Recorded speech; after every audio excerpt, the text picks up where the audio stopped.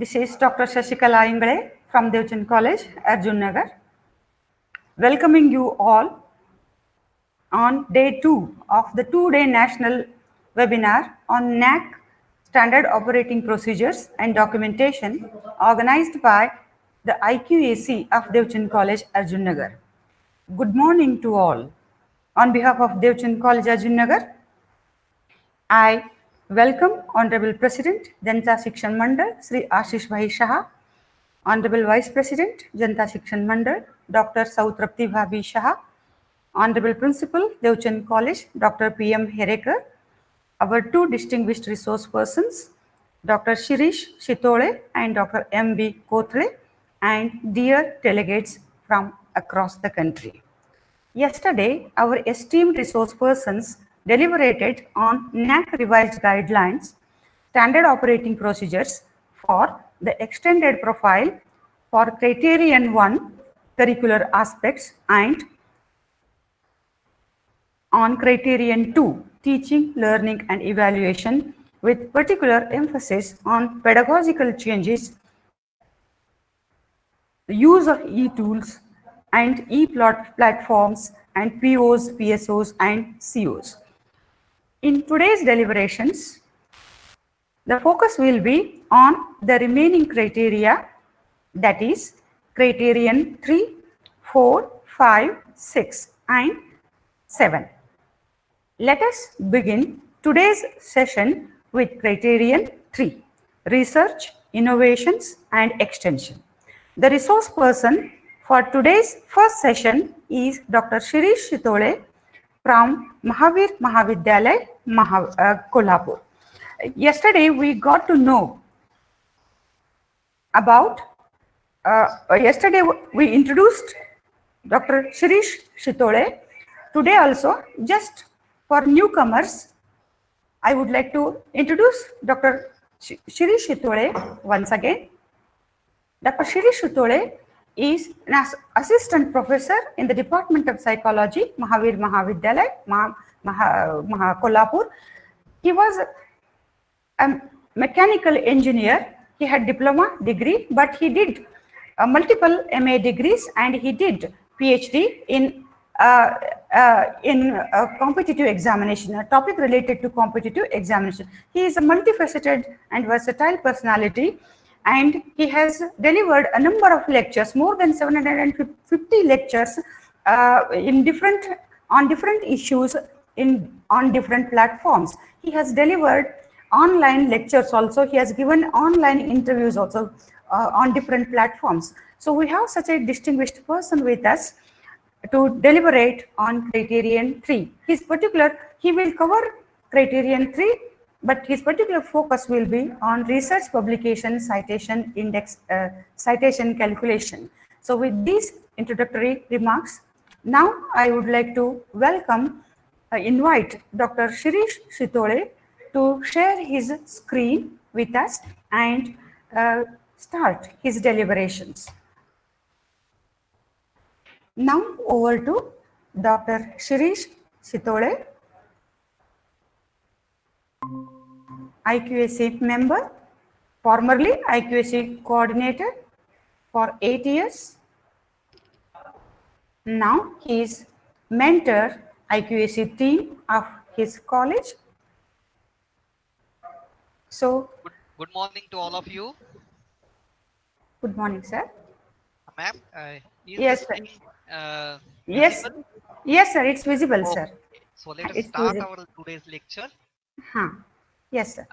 Respected President, Vice President, Principal, IQAC team of Devchand College and our dignitaries. Yesterday we have seen Criteria 2 in detail.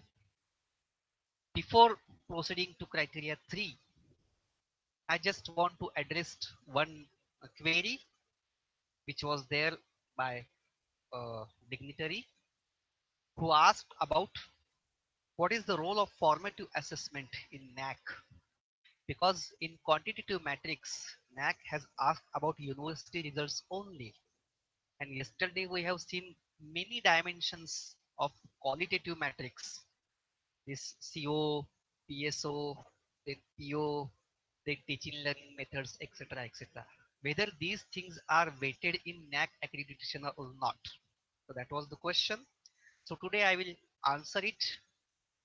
So this is the slide of yesterday criterion 2 teaching, learning and evaluation. And here we had seen that 2.1, 2.2 and 2.4 all quantitative matrices are given in these three key indicators. But in 2.3, 2.5, 2.6 and 2.7, if we see out of 200 marks, 125 marks are allocated for qualitative indicators, whether you have to write descriptively and you have to highlight all the processes which are seen in yesterday's lecture and then create the record and put the submission on NAAC website. So for formative assessment, 125 marks are given by NAAC and all these things will be seen by peer team. So whatever we have seen in yesterday's slides, I think you have got the answer of the role of formative assessment, 125 marks. So now I hope that I have cleared your query. So let us move to today's session. Criteria 3, research, innovations and extension. This criteria is little bit complex in the sense that there are different key indicators for autonomous colleges, for UG colleges and for PG colleges. So our session will proceed through this sequence. Just see the sequence. First we will see key indicators. Then we will see concept of optional matrix, or we can say non-applicable matrix. Then promotion of research and facilities. Then ecosystem for innovation, research papers, books, proceedings, their publications, etc. Then extension activities, collaborations, linkages, MOUs, awards and recognitions, and then consultancy. Now kindly note the serial number of key indicators. For example, 3.1, 3.2.1, 3.4.2, etc., etc. They differ for autonomous, UG and PG colleges. So similar information is demanded by NAAC, but under different serial numbers for different types of colleges. So rather than focusing on the serial number, kindly focus on the content under it, because it is different for different categories. Same information to be provided in different under different serial number categories. So now let us see criteria 3. If we see key indicators, there are 7 key indicators from 3.1 to 3.7, out of which if we see all these indicators are applicable for autonomous colleges, whether they are UG or whether they are PG. If they are autonomous one, then all criteria of all key indicators should be um, given weightage. For affiliated college undergraduation, 3.1, 3.3 and 3.5 are not applicable. So only 3.2, 3.4, 3.6 and 3.7. They are applicable for UG affiliated college, and for PG affiliated college 3.1 and 3.5 are not applicable. And if we see the total weightage for autonomous college, it is 150. For affiliated UG colleges, it is 110. And for affiliated PG colleges, it is 120. Now see, in this criteria, NAAC has given certain optional metrics. So the college can opt out some of the metrics if they want. But as yesterday sir has said, there are certain rules for opting out. And these rules are given in this new manual in appendices 3. So the list of optional metrics we will see later. But what are the rules? So as we know, we can opt out for 30 marks, maximum weightage for these matrix to be opted out in the whole NAAC SSR is 30. So it's 3%. And for a single criteria, only 10 point weightages can be opted out maximum. So in this criteria number 3, there are certain optional matrix, and if we want to choose to opt out, then we can choose only 10 weightage points and opt out. Again, qualitative matrices are essential one, so we can't opt out. And CGPA will be calculated after excluding your opted out matrices. So here, let us see the optional matrix available for UG colleges. So here 3.1.2, 3.1.3, 3.3.2, 3.4.2. These are the 4 subpoints of key indicators which can be opted out if college wants to. But again, if you see the weightage, either you can opt out 3.1.2 and 3.1.3 so that the weightage will be 10, or you may opt out 3.3.2 or 3.4.2. So these details are given in NAAC manual itself. So this is not developed by me, but I just took it, make the table and pasted here. So you can see in the manual. So for UG colleges, these things are there. Plus 3.1, 3.3 and 3.5 are not applicable at all. Then for PG colleges, 3.1.2, 3.2.2, 3.3.1, 3.4.2 and 3.5.2. These are the 5 key indicator subpoints which can be opted out of which I have written here only available for autonomous college, only available for PG college. I have written it here. So again, from these 5 things, you can opt out for 10 points. Now see 3.1. This is qualitative matrix. So here you have to describe, you have to develop a proper mechanism in your college, which is not standardized one by NAAC. But if we read different documents released by NAAC and released by different research institutes and research granting authorities in India, for example, ICSSR, Impress, Stride, etc., etc. Now they have given different rules and regulations and procedures to submit research proposals online. So in those documents, there are certain things which are given, which are useful for promotion of research and facilities in colleges. So this is qualitative matrix. So college has to evolve certain mechanism for itself.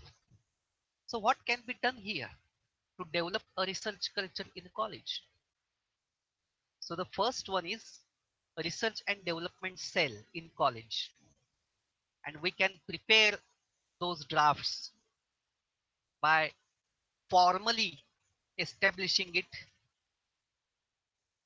jotting down its objectives, its members and responsibilities, its meeting minutes, its activity details, etc. We can create this record.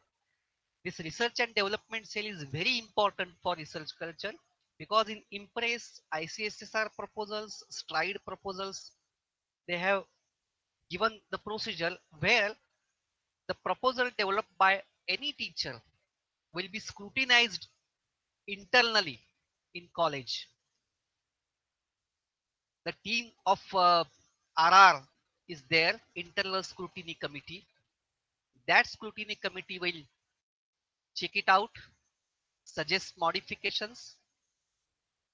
Then these are incorporated in final proposal, and then with the signature of this scrutiny committee chairman and principal, the proposal will be submitted online directly and not through university. And then finally, the call will be there from the top authority. So this mechanism for development of research culture is to be evolved by college. So display of research schemes and grants from various government and non-government institutions. We can make a display, जिसको हम glass board कहते हैं. We can make it out. We can make a separate room for it where all these schemes are put in print format and teacher will see them. Then we should keep the record. A regular meeting should be there. This internal scrutiny committee, establishment, objective, members and responsibilities, procedural flexibility, meeting minutes, activity details, etc. This procedural flexibility means what college can give to the researcher in terms of his workload, in terms of duty leaves, in terms of mm, adjusting the lectures, etc. etc. So NAAC expects that if there is a good researcher in a college and he is doing certain research, then internal there should be a mechanism for providing him or her flexibility in academics and administration. So these things are expected there by NAAC. So again, they should be formally put on the paper. Details of use of formally recognized resources. So again, the college can give service through research to society as well as with other centers, and we should develop that mechanism formally. For example, if certain colleges have research centers, even they can provide equipments, database, they can develop certain fundings and TADA for participation in conferences, etc. So this system should be again formalized. So such type of data can be filled in this qualitative matrix. Then teachers and students achievement in research, presentation and publication. Again, this formal mechanism is expected from NAAC and management should be included in it. So in management meetings, in monthly meets, these teachers achievements are put, then their recognition should be there in the reports, in the minutes, etc. etc. So this is also expected. Then collaborative ventures with other research agencies. Again, this venture is formally done for the establishment, objectives, meeting minutes, details of work done and its impact on society. So if we keep all these records, then and then we can say that we have developed a research culture in our college. So though it is for autonomous colleges only, every college can do this so that the research in college will improve. So this is 3.1 and 3.1.1 and 3.1.2. It is applicable for all colleges and the template is given by NAAC itself. So all official and authentic correspondence. So these files should be maintained by staff as well as by administration. So name of the projects, endowments or chairs from where you are getting the grants, name of the principal investigator or co-investigators, department of principal investigator, year of award of that grant, those letters, then amount sanctioned, duration of the project, name of the funding agency, and type of the funding agency, whether it is government or non-government. So this data is expected in this key indicator and it is given in the template on NAAC website. So we have to provide this data and then those all documents should be prepared in soft copies also and their links should be sent in the table. And percentage of teachers recognized as a research guide.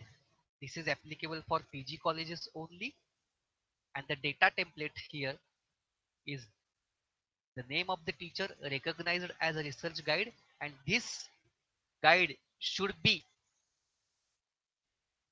between the period of last accreditation and coming accreditation only.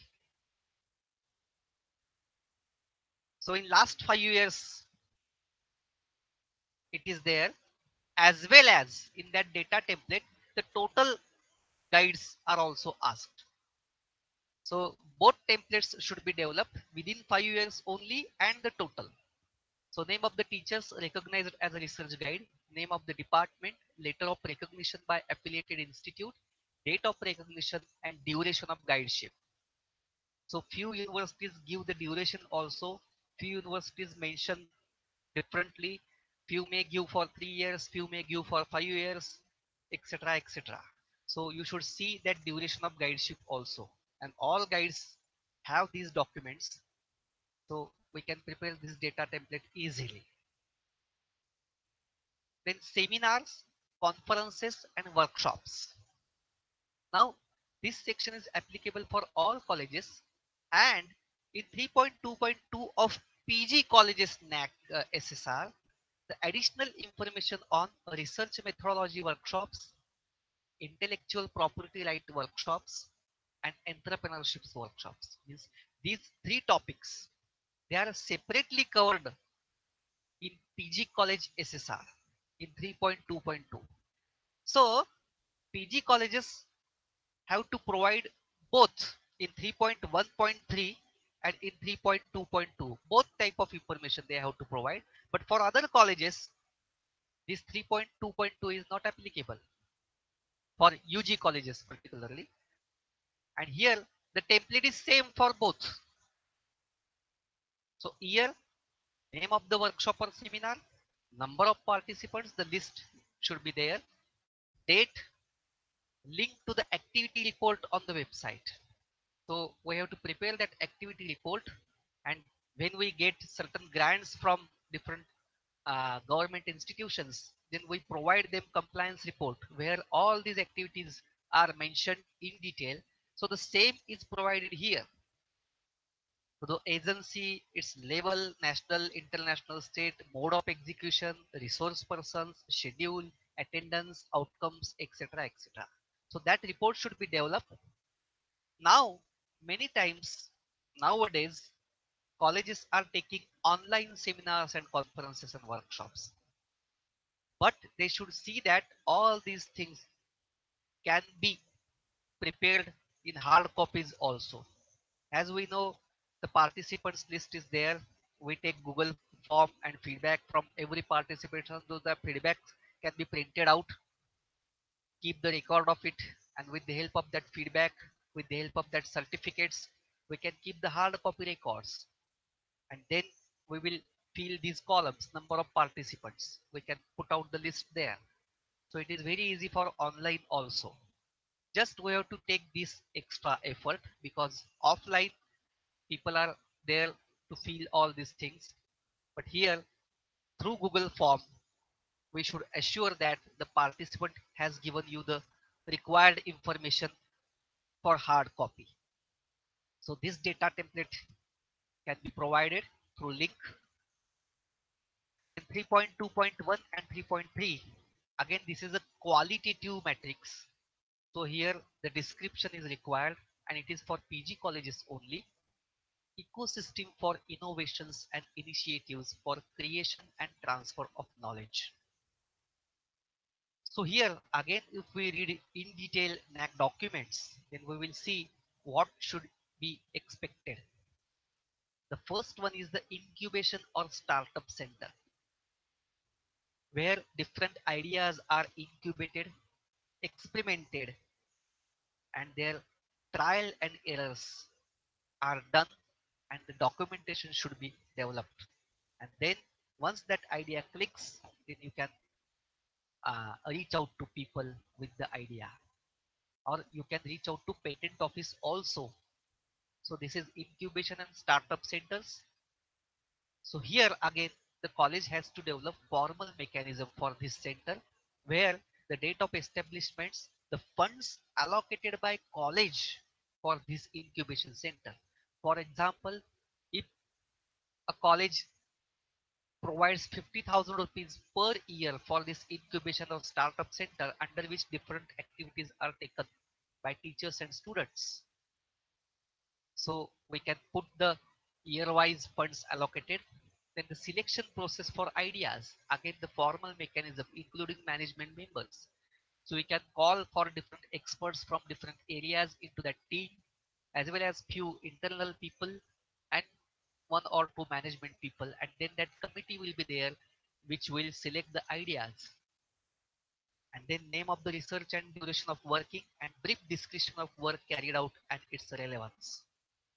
So as we all know, Startup India, we can see government schemes, we can see the thrust areas, we can see, and through it we can develop certain ideas in our college with the help of incubation and startup center and write down the report in descriptive format. Workshops, seminars conducted on intellectual property rights and industry academia innovative practices. So these details we have seen in last slide. So same details are required about these workshops. This is particularly for PG colleges. This intellectual property right, as we all know, it is related with patent, logos, design, etc., etc. And that's why this incubation center is important. And we should guide the students and teachers for how to file the patent applications. What are the consequences of the legalities of all these researches, and we should make them aware. So that is expected in incubation and startup centers.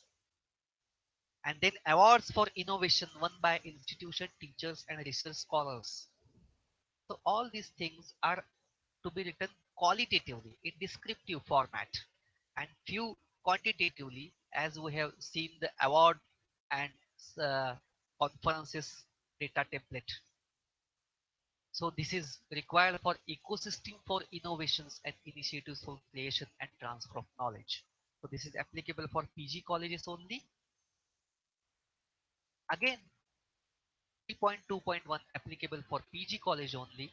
So the data template is given by NAAC. So number of PhDs registered in last 5 years. Name of the PhD scholar, title of the thesis, name of the department, name of the guides, year of registration, year of award, and any additional information. So this is one thing. And the last one, number of teachers recognized as guide during the last 5 years. So here, number of teachers who have done PhD, who have registered for PhD during the last 5 years, and people who are recognized as guide. So both informations are to be provided again with documents. So you should provide the registration document, the guide document of NOC, etc., and final degree award document. The same is for the guides, the university correspondence, 2 or 3 documents, the recognition letter. These should be uploaded.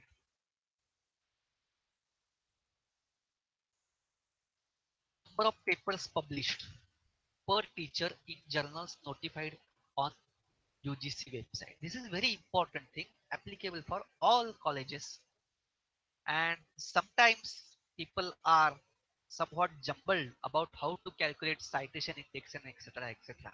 But let me tell you, NAAC has evolved such a mechanism where you have to just provide the information and nothing else. The citation index of the journal will be decided by the software, and because UGC care list is provided and the whole database of all journals is with UGC, with NAAC, and once you provide the number of that journal, the software will take care of all other things. So now in this new template, nowhere UGC has asked about the citation index of the journal, the H index, or the citation impact factor, etc., etc. Nothing, nothing, nothing. So don't worry about it. The whole gamut of all these things are there with the software itself. And just you mention the name of the journal and the ISSN number, and the remaining things will be done or calculated by the software itself.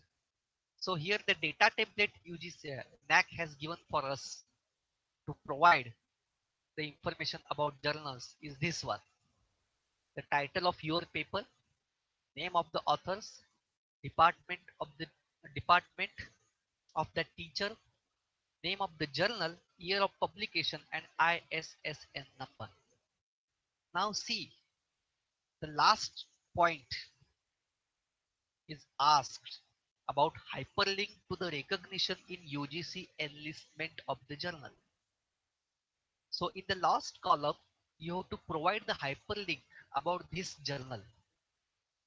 So UGC care system, if you go through it, it is so exhaustively done that you will get each and every information in detail and precisely on that website.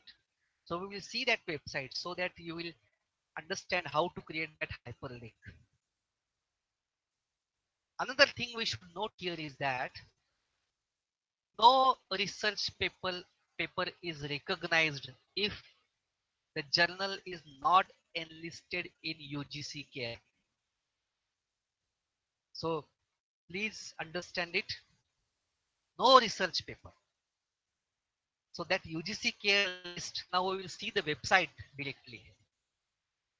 So this is UGC care website, Consortium for Academic and Research Ethics, CARE, C-A-R-E.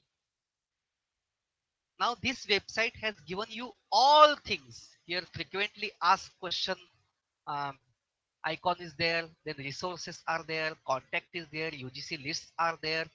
And the last one on the right hand side, if you see, there is logout. It means that in this website, if you want anything, then first you have to log in. So when you go on the website, there is a login icon, and there you have to create your user ID and password and give different information to it. And once you get the login and password, then you can enter in UGC care website. So I have my login and password. That's why I am in this website now. And that's why the icon logout is seen here. So now on this website, if you see now on left hand side, the notifications are given. The latest notification public notice is on 20th April 2020. So these notifications are very important and they are continuously updated. So you can see them, you can download them once you enter into the website.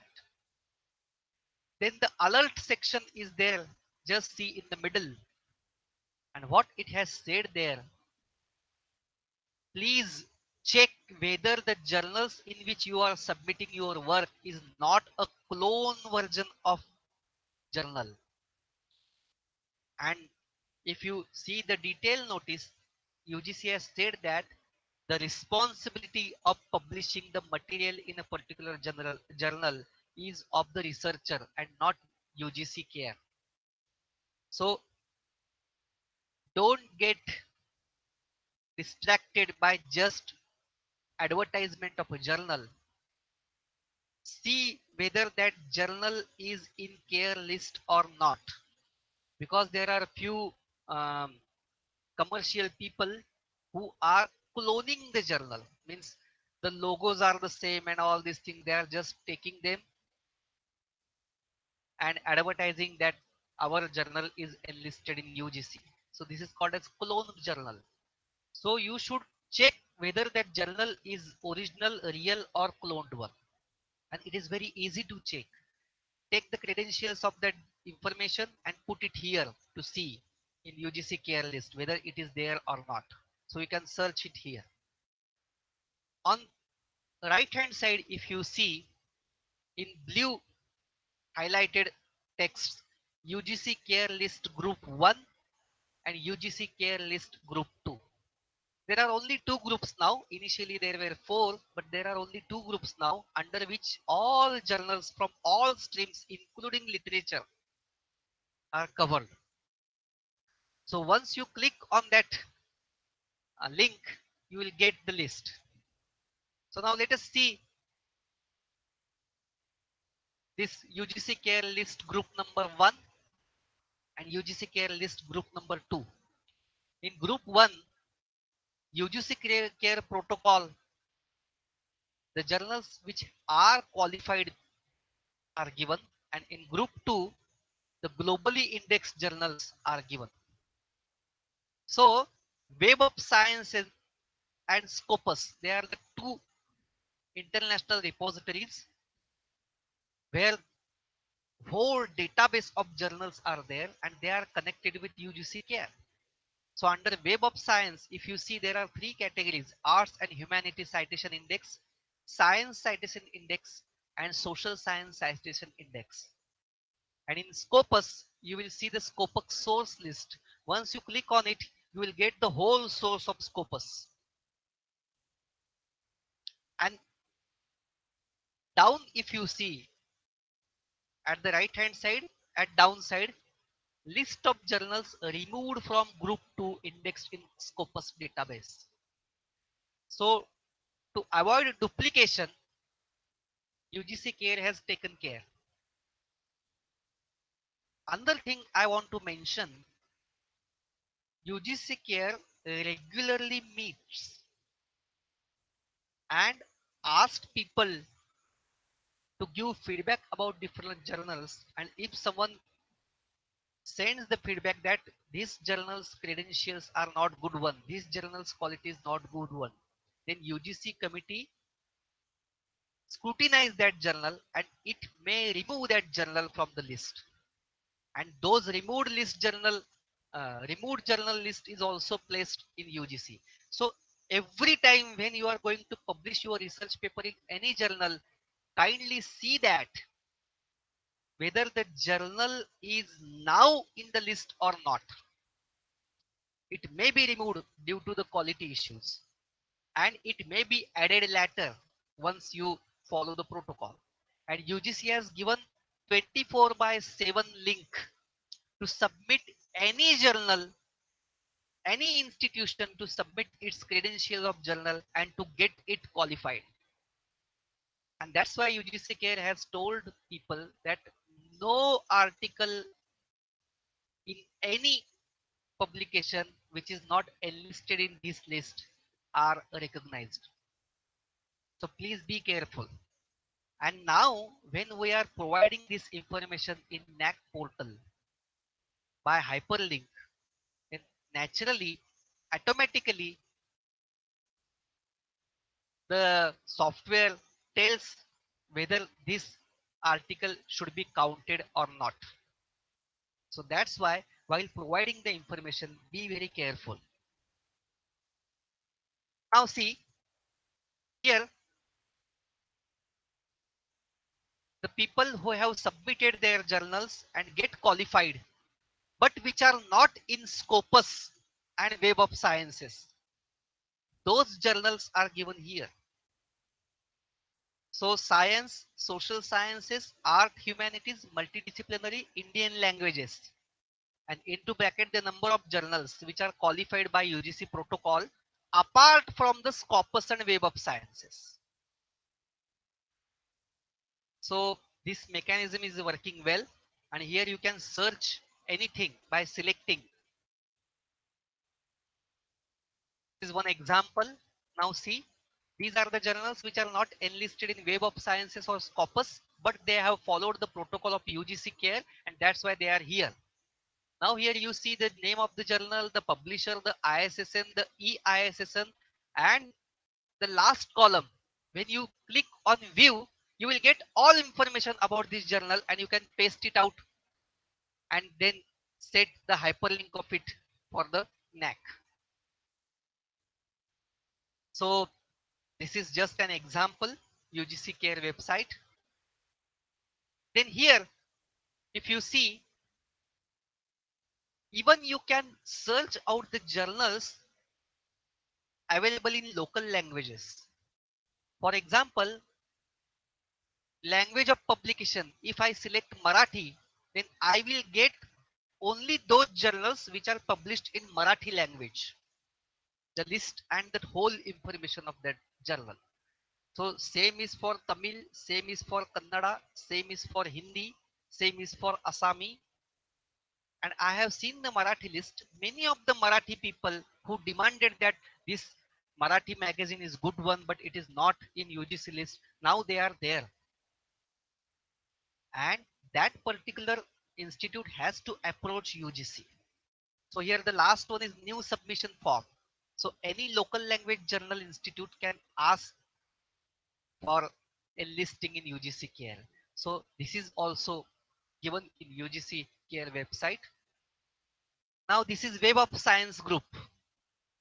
Here again there is a login free uh, password. You can get free account, and here there are downloads, match manuscripts. Even this Web of Science has provided you the facility. Suppose you have developed suppose you have written one manuscript and you want to publish it, but you don't know in which journal it should be published. Is it there any specific journal which is related directly to this subject? I don't know. Here they have given that facility, this match manuscript. See the upper line. Here just you put the manuscript and then they suggest you the journal where to publish this manuscript. So the downloads are also available. You will get all list. You can refine your search and all these things. You can sort by different relevancy. So this is Web of Science group. This is, for example, if you see, you will get all things on right hand side. You can ask for anything. Display only open access journal. 4-year time frame. Minimum citation.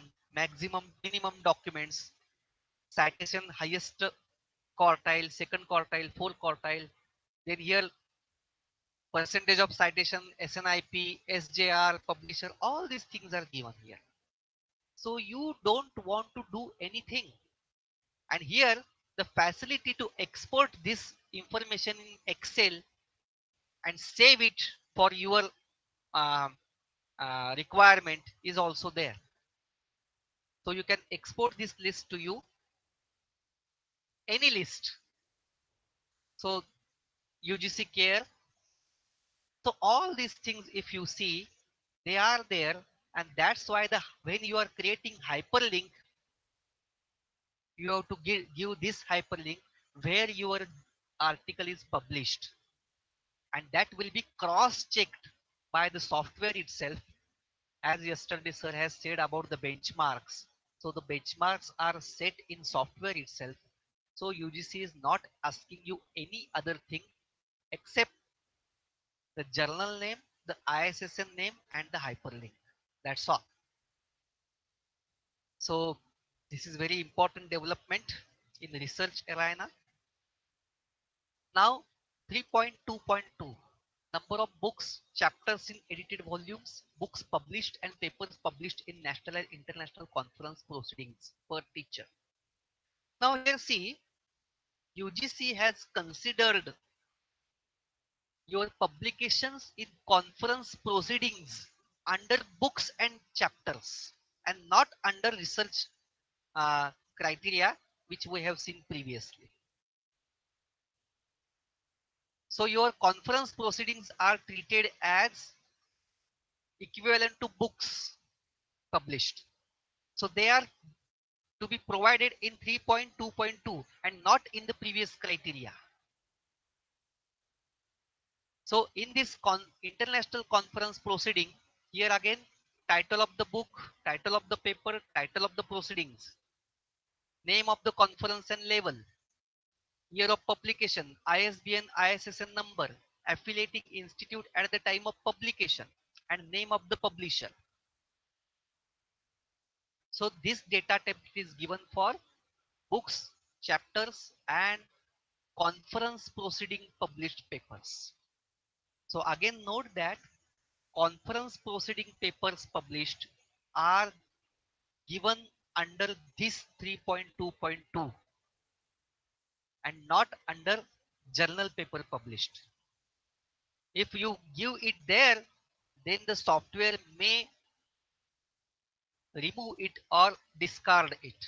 So be careful about it. In 3.3.1, this is again qualitative matrices. So here we have to describe the things. So extension activities in neighborhood community and their impact on holistic development of students are to be written here. So of course, if we are going to write these things, first we have to do these things. We have to develop the record of these things, and then we can write them. So how to describe? So the framework for description is given in 3.3.2, 3.3.3, 3.3.4. So 2, 3, 4, their data templates are given for extension activities where you have to give quantitative information. But by collecting all those data, you can descriptively write in 3.3.1. So while writing, see that you have done the activity, you have proper records, and only mention those things which are complied by you. So with the help of 3.3.2, 3.3.3 and 3.3.4,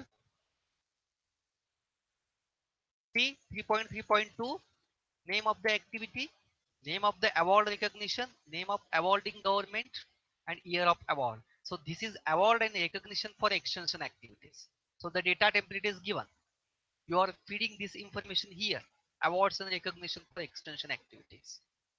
Then extension activities through NSS, NCC, Red Cross, Youth Red Cross, various departmental collaboration with industry, community and NGOs. For example, in a college, particularly social sciences departments, they collaborate with different NGOs for social work, for surveying, for field visits, for working.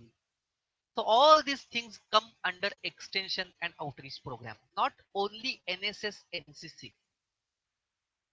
So never forget that every department has a study circle unit and they collaborate with different NGOs or industries or communities and go there and work there. So those things are also covered here. So name of the activity, organizing unit, agency, collaborative agency, name of the scheme, year of the activity, number of students participated in activities. So I specially want to mention about my college extension outreach programs because this section was one of the most important sections of my college which gave us a grade. When NAAC team came, they have seen the work of NSS and NCC. But at the same time, when they visited departments, so in departments, when they ask about student activities and departments have shown different types of activities. For example, my department has developed different collaborations with schools, with different NGOs. Sociology department has done the same thing. And then our students help in orphanage. Our students help for elders homes. They help for these sex workers and all these things. And all they were presented by departments. These were the extension outreach programs. Then on second day, NAAC team asked us they want to visit the elders home in Jaisingpur, where our students usually go and help them. So they went there in Jaisingpur. They invested 1.5 hours there and talked with elder people. And those people have told them so much good about our college. And it created the impact on them. And it helped us to get maximum marks in this extension and outreach program. So on-site visit was there by this peer team. So not only NSS and NCC, every department can connect with community, industry or NGO and allow their students to participate there. And this actual thing can be a teaching learning process part also. Yesterday we have seen it. So the data template is given and we have to feed this data template here. So now see this 3.3 and 3.4 data template, then 3.3.2 data template. we have to cover all these activities and write description here in 3.3.1. So while describing all these activities, first highlight salient features of your neighborhood culture in which your students are participating. So salient features of neighborhood culture, then discuss problems in context with local, national, global scenario and ideals to be achieved. So the neighborhood culture, once you understand the problems and prospects. So on one side we are globalizing, on other side there are national priorities, and on third side there is a local culture. So are we able to connect this scenario in context and the ideals to be achieved? So for these ideals, we can see Indian constitutional values and relevant policies. So through these things, we understand the neighborhood culture and the context, and inculcating these ideals in our students as well as in society through extension activities. So we should take the data from the remaining three key indicators and then join them, connect the dots, and then write this description. Then after these features and after understanding the scenario and ideals to be achieved, we can create objectives and activity planning through need analysis and their execution. And then the last point here we can mention is the immediate and long-term impact of these extension activities on society as well as on students through reflections and inputs provided by the target group and field experts. So if we write this script so effectively, then definitely this point will give you good marks, because nearly 50 to 60 marks are given to this point, extension activities. 3.4.1, collaborations, linkages for faculty exchange, student exchange, internship, field trip, on the job training, research. Yesterday we have seen all these things in basket of methods. So we can connect it there as well as here. And now the title, it has given data template, type of collaborative activity, name of the collaborating agency with contact details, name of the participants, year of collaboration, duration, nature of the activity, and link to the relevant document. So this relevant document is related with the formalities done with the collaborating institute, because they are asking for contact details, they may contact them. And the second thing is that while doing or while formalizing these things, we have to keep in mind few things. So collaboration, linkages, and then we will say functional MOUs also, memorandum of understandings with institution, universities, industries, corporate houses, etc. So here again the data template is similar one as this collaborative activity. Organization with which MOU is signed, name of the institution, industry and corporate house, year of signing MOU, duration and date of effective delivery, is from which date this MOU will take effect. And last, the list of year-wise actual activities under each MOU. Many times it is seen that colleges do MOUs and throughout year just one or two activities having less importance are taken just for the sake of filling the documents. So never do that, because they are saying here functional MOUs, not just MOUs.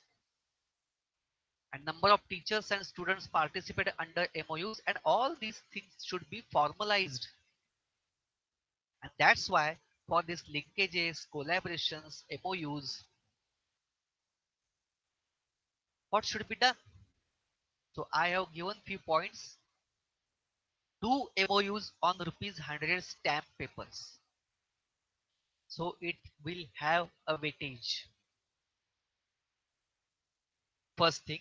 Second thing, in MOU, write brief introduction and major work and contribution of involved institutes in the related field. For example, if one department wants to make MOU with an industry, why you are doing MOU with them?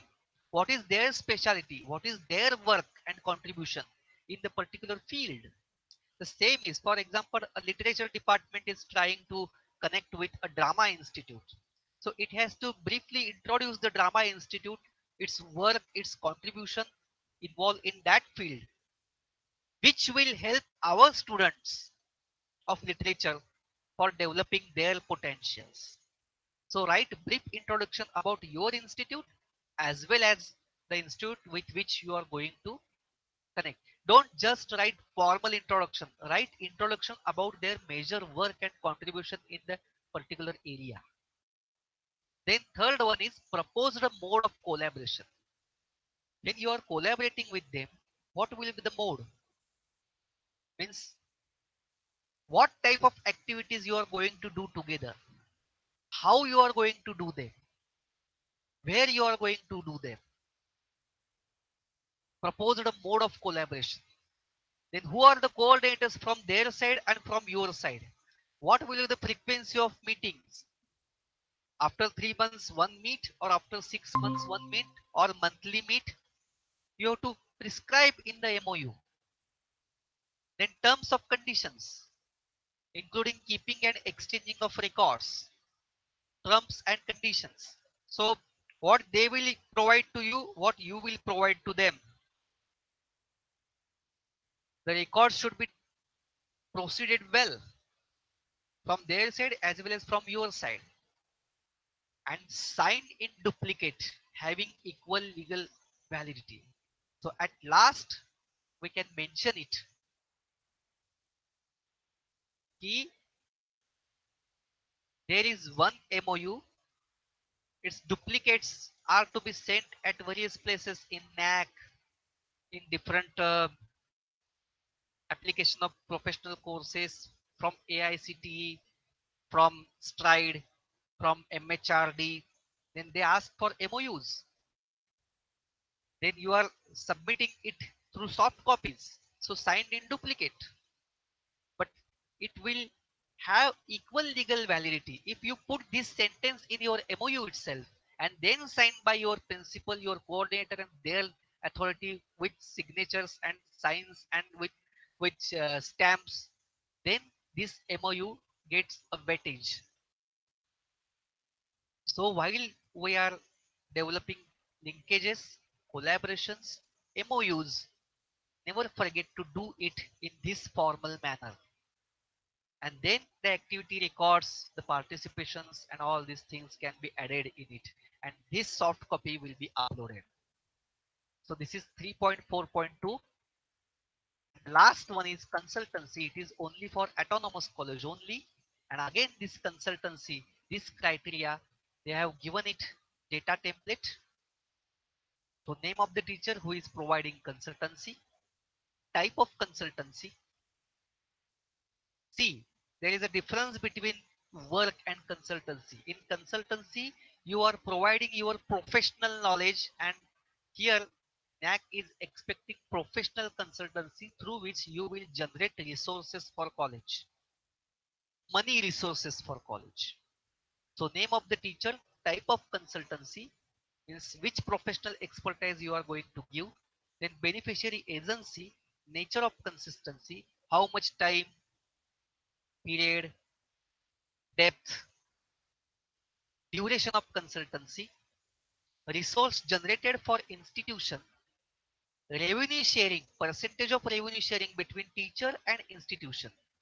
So now here, every university has its own consultancy rules.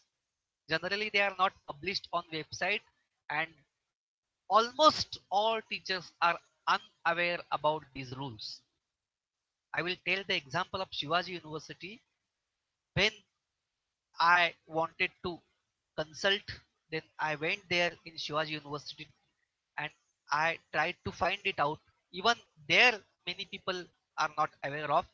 But in at one table, I got the rules, and those rules are only on one page, not more than that.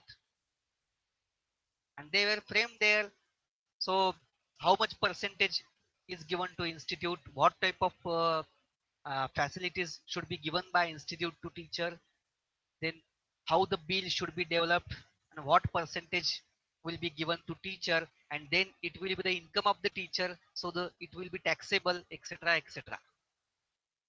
So every university has these rules, and there are few people in university departments who provide consultancy and get money for it.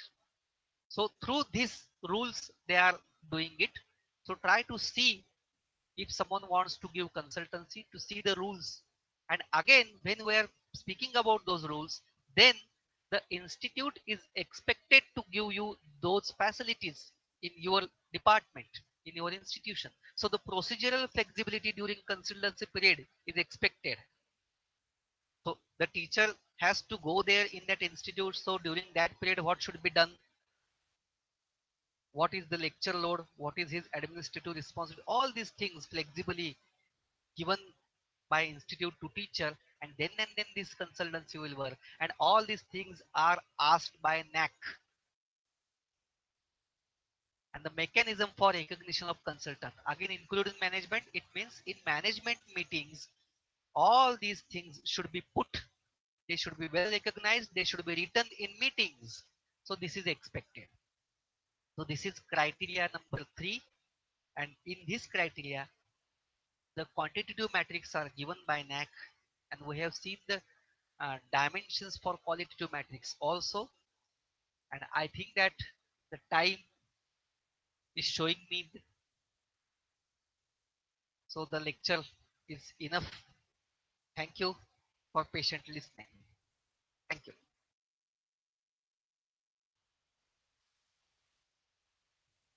Hello.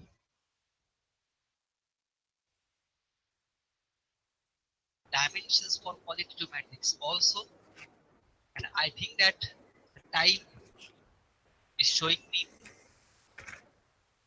Yes, sir. So the lecture is enough. Thank you for patiently listening. Thank you, sir. Thank you. Thank you very much, sir. Thank you very much for your nice presentation. Hello. Yeah. Can you hear me, sir? Yes. Sir. Dimensions for qualitative matrix also. That time is showing me. Yes, sir. So the lecture is enough. Thank you for patiently listening. Thank you very much, sir. Yes, sir. There is a question for you. For your nice presentation. Hello. Yeah.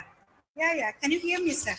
Yes, ma'am. I am hearing you. Sir. Dimensions for qualitative matrix also. Hello, sir. There is a question for you. Yeah. Showing me.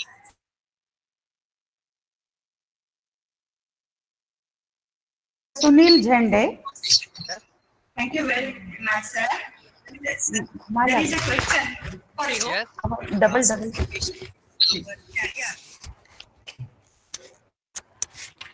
Sir, there is a question to you, Okay. sir. Sir. There is only one question. The question is from Professor Sunil Jhande. The question is, if the research paper is published with ISBN number, is it valid or not? With ISBN number, if it is enlisted in UGC care list, then it is valid. Okay, sir.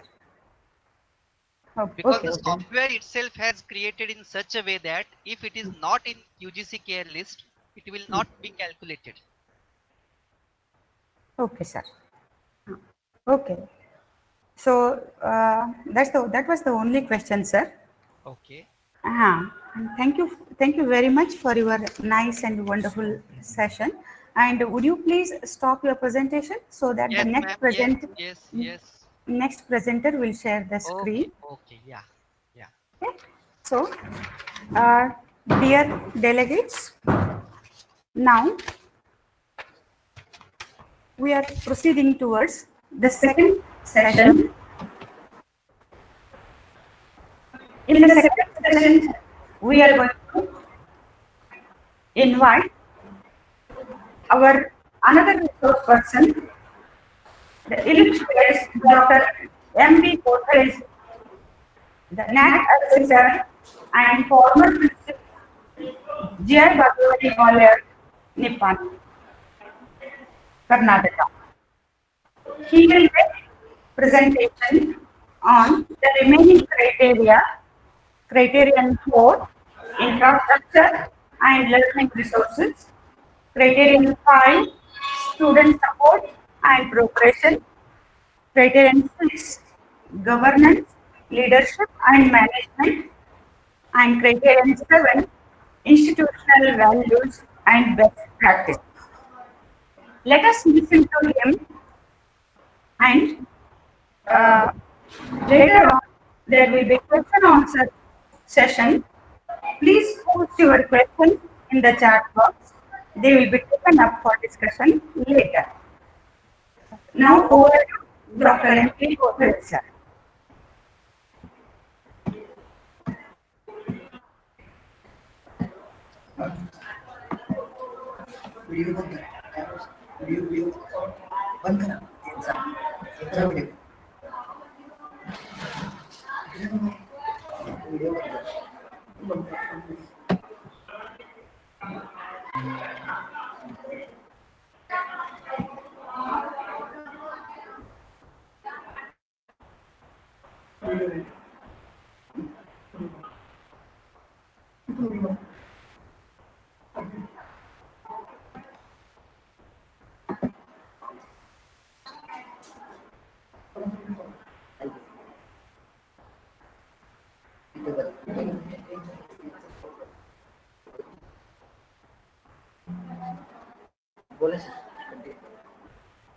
Good morning, dear delegates, principals, coordinators, faculty members. So yesterday we discussed about the NAAC new guidelines, extended profile and criteria 1 SOP, standard operating procedure.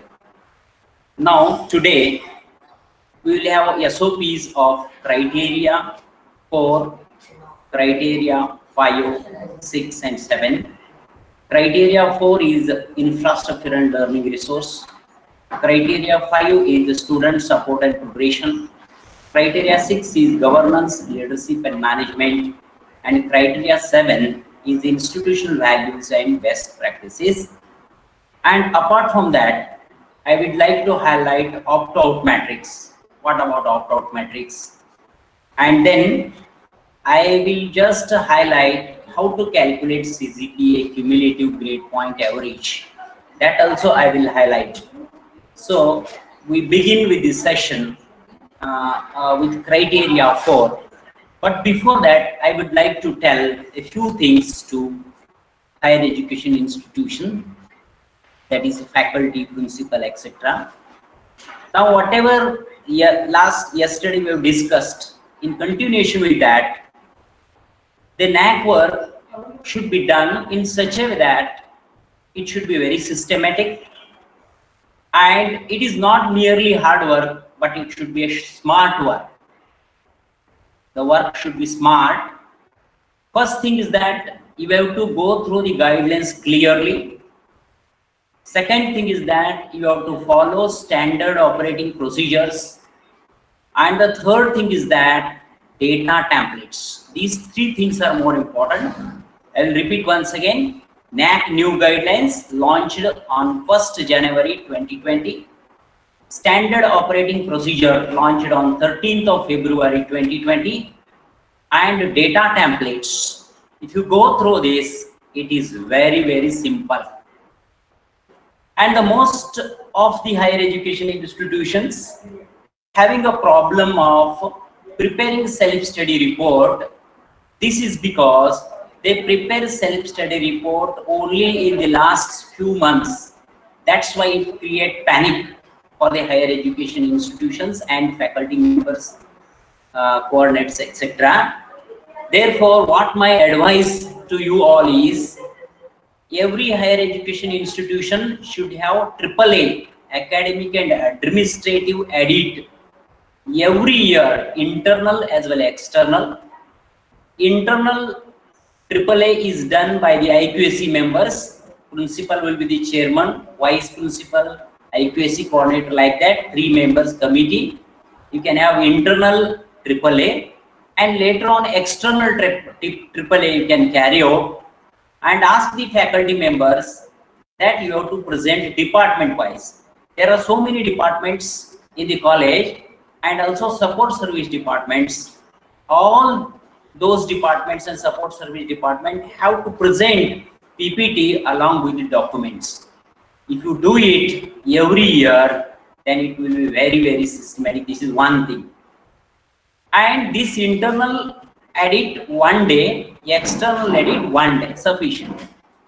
By this, making this internal edit and external edit, all the PPT for that particular year, PowerPoint presentation of that department, and all documents will be ready. At least not ready, 80 to 90% it will be ready. This is one thing. Many higher education institutions are not doing this, and they will be panicked at the time of preparing a self-study report, and in hurry-burry they prepare the self-study report, and there are a lot of mistakes. And once the mistakes are there, DVV asks for clarification. If more corrections, more mistakes are there, DVV clarification will be more, and thereby in a stipulated time they cannot answer, and they cannot score more out of 70. This is one thing I have observed. I have gone to many colleges as a peer team member, as a mock peer team member, as a resource person in many colleges. I observed this one thing. Another important aspect is AQAR, Annual Quality Assurance Report. This Annual Quality Assurance Report is prepared by the IQAC, and after preparing this AQAR, Annual Quality Assurance Report, it is discussed for all the faculty members. You can take 3 to 4 days and make the Annual Quality Assurance Report final, and when it is made final, then you send it to NAAC. So every year, if you do these two things, AAA and AQR discussion thoroughly, then the documentation and all other things will be systematically planned in your institution, and there is no tension at the time of submission of self-study report. Another important thing is that there is commitment of all the faculty members. As I say that my institution where I worked, I was an IQAC coordinator for 10 years, and I was a principal for 5 years. I want to say that in the first cycle, we got B grade. First cycle. In the second cycle, I was made IQAC coordinator, and the college has got A grade with CGPA of 3.25. That is in 2010. And in 2016, at that time I was a principal of the college, we have gone for third cycle, and we got CGPA of 3.35, which is highest in the jurisdiction of Rani Chennamma University. No district in the Rani Chennamma University have this much of score. We are highest in 350 institutions in Rani Chennamma University. Why I am telling this is that our Nippani college is a very small college. Even it is not taluka, just recently it is declared as taluka. But in such a place, we have done this system. Query will be asked that this document is authenticated or not. Like that, the problem arises in the later stages. So therefore, it will be made at the time of submission of SSR. All these things should be taken care. So if you start initially year 1, year 2, year 3 like this, all the data of all the 3 years are there. Then fourth you are going now. You are within the 4th year, and if you do 4th and 5th year, if you prepare SSR, it will be very easy, as we have done on institution, same method, without having any tension. Definitely you will get the good grade. And this system is very simple. but many higher education institutions are panicked about this NAAC guidelines. Only 96 questions are there, and out of 96 questions, 60 are objective and 36 are subjective. 60 questions you have to answer over a period of 5 years, and 36 questions you have to answer also over a period of 5 years. And then this total 96 questions, total pages will be hardly 80 pages. 80 pages. So very systematically, if you do it, it is very simple. Another important thing I would like to highlight to you, suppose if you are having some number, how many PhDs are there in your institution? Suppose total faculty members are 60, out of that 20 are PhD. If you put number of PhDs 20 and total number of staff 60, automatically data template will calculate the percentage. You need not calculate. In the data template, if you fill it and link to the particular matrix, automatic calculation will. That problem is also not there. So in this way, these first primary things I would like to highlight to you all, and then we have to start with the criteria 4, that is infrastructure, learning resources. We have to start with this. First, I will tell you what are the key indicators. There are 4 key indicators, and there are certain there are matrices, key indicators and matrices. Infrastructure and learning resources, the criteria. Physical facilities we have to state, that is a key indicator. Under key indicator, there are 4 matrices. Some matrices are qualitative, you have to give explanation of 500 words, and some are quantitative. For quantitative, you have to fill the data in the box provided, have the document. This is very systematic, and SOP is only for quantitative matrix. It is not for the qualitative. You have to have your own documents for qualitative matrix. So in the first key indicator, physical facilities, weightage is 30. First one is 4.411, facilities for teaching learning, namely classrooms, labs, computers, etc. 5 marks for that. So how many classrooms are there, how many laboratories are there, how many computers you have to mention in words. Next is facilities for sports and games. How many sports are played in the institution? Games are there. What are the facilities for that? We are having a indoor sports stadium. You are having a ground where in that cricket, football, hockey, that all things you mentioned. Cultural activities. Any hall is there for cultural activities. Auditorium is there for cultural activities. Facilities for that cultural activities that you have to mention. These two. Number 1, 4.11 and 4.12, they are qualitative metrics. Now regarding quantitative metrics, percentage of classrooms and seminar halls with ICT and smart board, and average percentage of budget allocated for infrastructure and excluding salary. These quantitative metrics we'll discuss in SOP, will standard operating procedures and documents will discuss.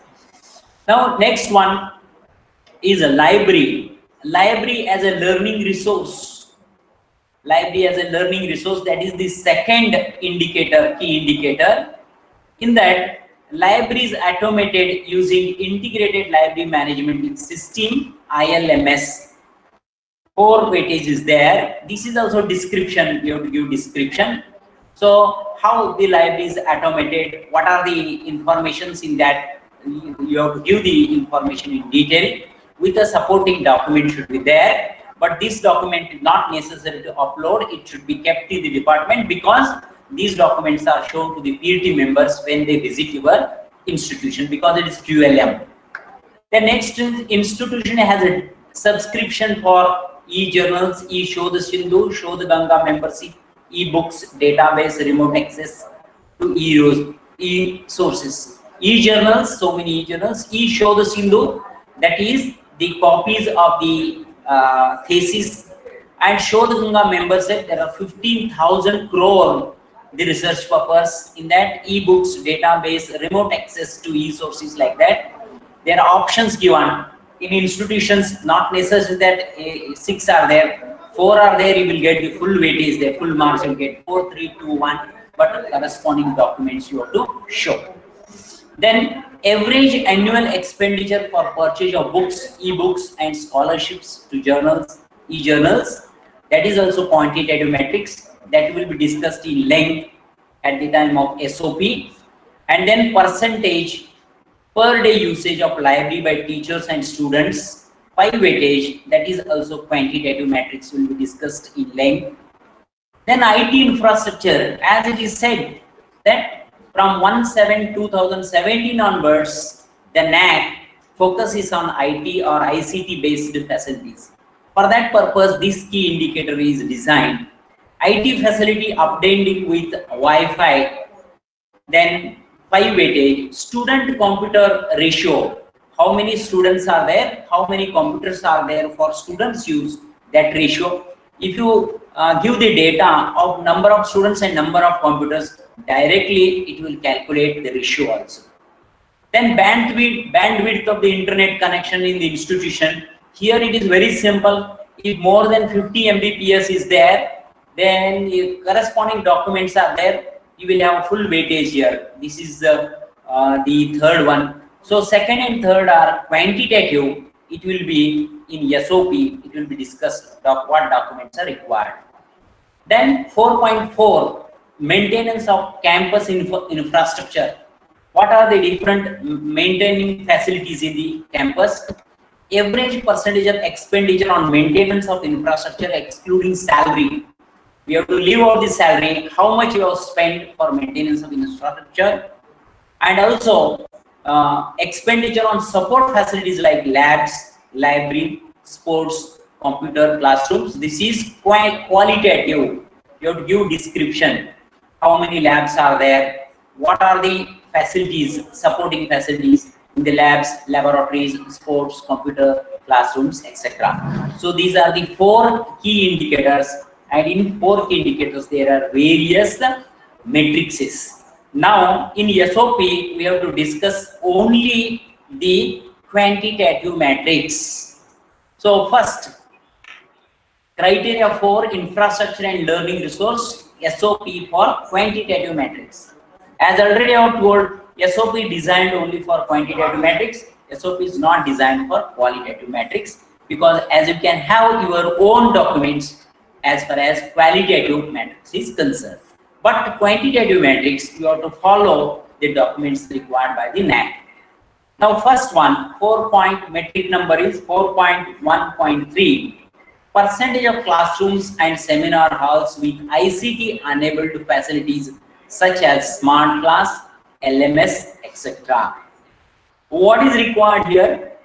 Here geo-tagged photographs of the classrooms, seminar halls with ICT enabled facilities, labs and workshops with ICT facility not to be included. So here what you have to show, how many classrooms are there. Suppose there are 30 classrooms. Out of 30 classrooms there are 2, say example I am giving, there are 2 seminar halls, then there are 8 ICT enabled, then 2 smart boards. Like that detail you have to give information about this, and geo-tagged photo. And once you have a geo-tagged photo, the room number or lecture hall number should be mentioned here, and this document should be, the photo should be with a caption, and it is to be uploaded with the signature of the principal or competent authority. This is required. 10 weightage is there. Every college should get full marks for this. But many higher education institutions are not following the guidelines. The geo-tagged photograph is not there, or document is not signed, or wherever ICT is there, they're not showing. That's why if you are not showing it properly, then DVV asks a query. And in the DVV query again you have to work out all these things. So before getting that DVV in SSR only, you have to prepare it very systematically. And this particular percentage of classrooms and seminar halls with ICT enabled facilities, this is for the latest year, that particular academic year. Last year that document is required. Is it? So in this way. This is most important. According to guidelines, in the preceding year, if they ask, that year only you have to show. Now second one is 4.1.4, average percentage of expenditure excluding salary for infrastructure augmentation during last 5 years. Here they have mentioned last 5 years, because earlier question only last year you have to show. Here last 5 years. Now what your average percentage of expenditure, copy of consolidated fund allocation for infrastructure. For example, in the academic year 2016-17, you have allocated, that is 10% of the fund. 10% of the fund you have allocated for that. Now in the next year 8%, next year 12%, that later should be there. That is copy of consolidated fund allocation for infrastructure year wise. Here make a note, highlight the relevant item in the audit report. In the audit report, by using a highlighter, you can highlight that. Then avoid recurring expenditure on labs. Recurring expenditure is not taken on labs, maintenance of infrastructure. So many minor equipments we are purchasing that every year required. Chemicals we required every year, that is not included. Maintenance of infrastructure, if you repair work, that is not included. These are the two matrices. So here weightage is 10 and 10 are given. If you properly upload the documents, definitely they give the marks. How they give the marks? 0, 1, 2, 3, 4. It's a 4-point scale. If it is excellent work, then if there is no DVB reply, and if the systematic work is there, according to benchmarking it is there, then the software may give 4 marks, 4 into 10, 40. If it is not up to that mark, so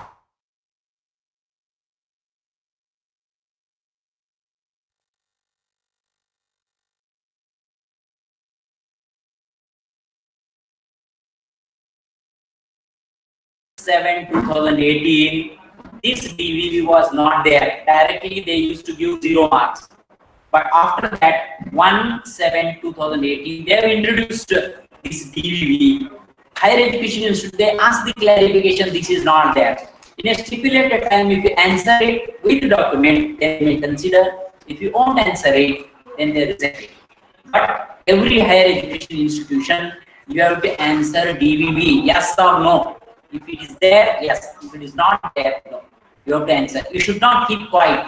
If you keep quiet, then there will not be any free team visit scheduled. You have to answer for the DVB. Next one, 4.1.4, average percentage of expenditure excluding salary for infrastructure augmentation during the last 5 years. Average percentage of expenditure excluding salary for infrastructure augmentation. That is for all infrastructure. That is for, first one is classrooms and seminar halls. Then it is expenditure total. Copy of consolidated fund allocation for infrastructure year wise. Then highlight the relevant item in audit. That is, we have constructed one small hall in this academic year. We have a cabin is fabricated in this academic year. Here, highlight the relevant item in the audit report. Avoid a recurring expenditure on basis on labs and maintenance of infrastructure. So that must be given. That document should be there. These are the two matrices in infrastructure and learning resource. Then next one is matrix number 4.22. That is metric detail is subscription for e-resources.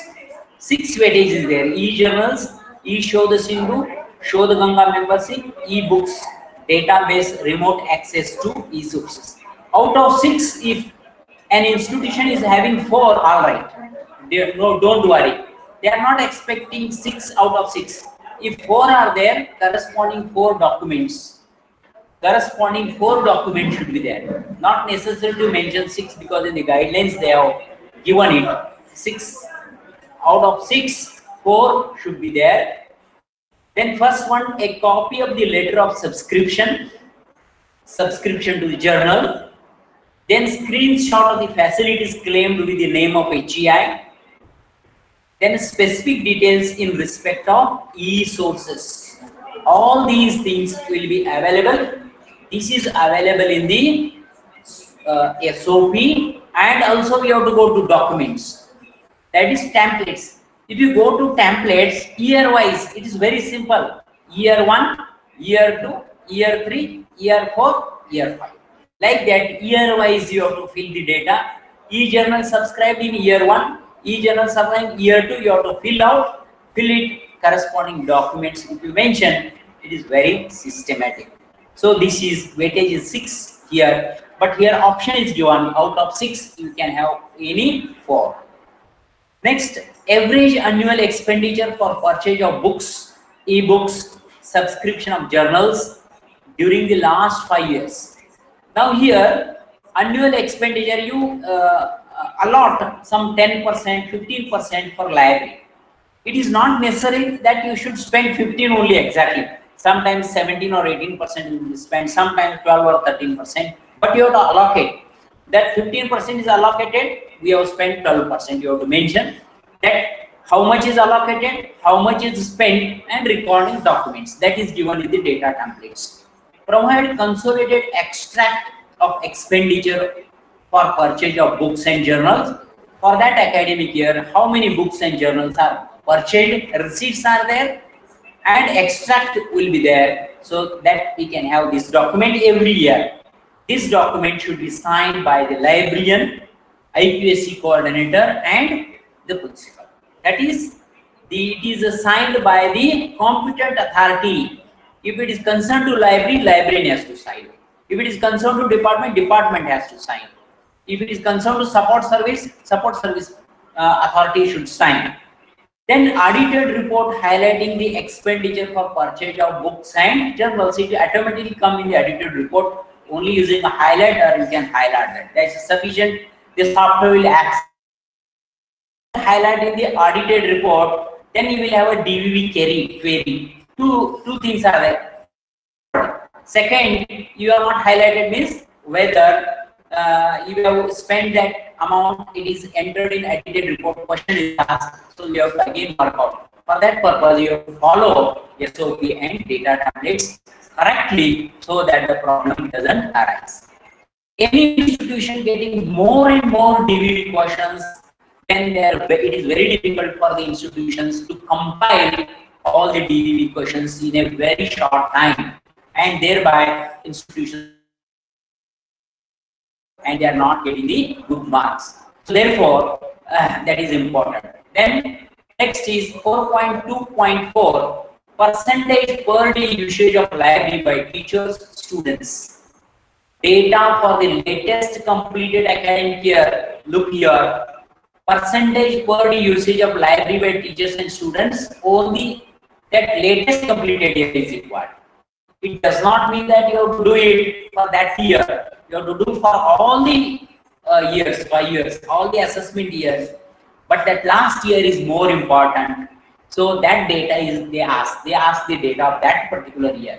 Here, not necessary to send the data of remaining 4 years. Only that year you have to send. Then certified e-copy of the ledger of footfalls for 5 days. And that particular latest completed academic year, if you submit, if they get doubt, they ask the previous year through DVA. So this is the procedure. Then certified screenshot of the data for same 5 days online access. That also is required. These 2 copies are required. 5 weightage is there. Weightage given is only 5. Less weightage is there in this case. Now next one, 4.3.2 student computer ratio. This is also data for the latest completed year. Only that year. Suppose the institution is going for accreditation in 21, then 1920 data is required. Now here, number of computers available for students use only. So that data should be there. Now, for example, I will give, suppose if a institution is having 200 computers, actually ledger copy extract of the ledger or bills. 200 computers are there, but out of 200 computers, 5 computers are in the office and 5 on the departments. They are not considered. So 200 computers minus 10 for administrative purpose. How much? 190 computers. Bills for the purchase of the computers is required.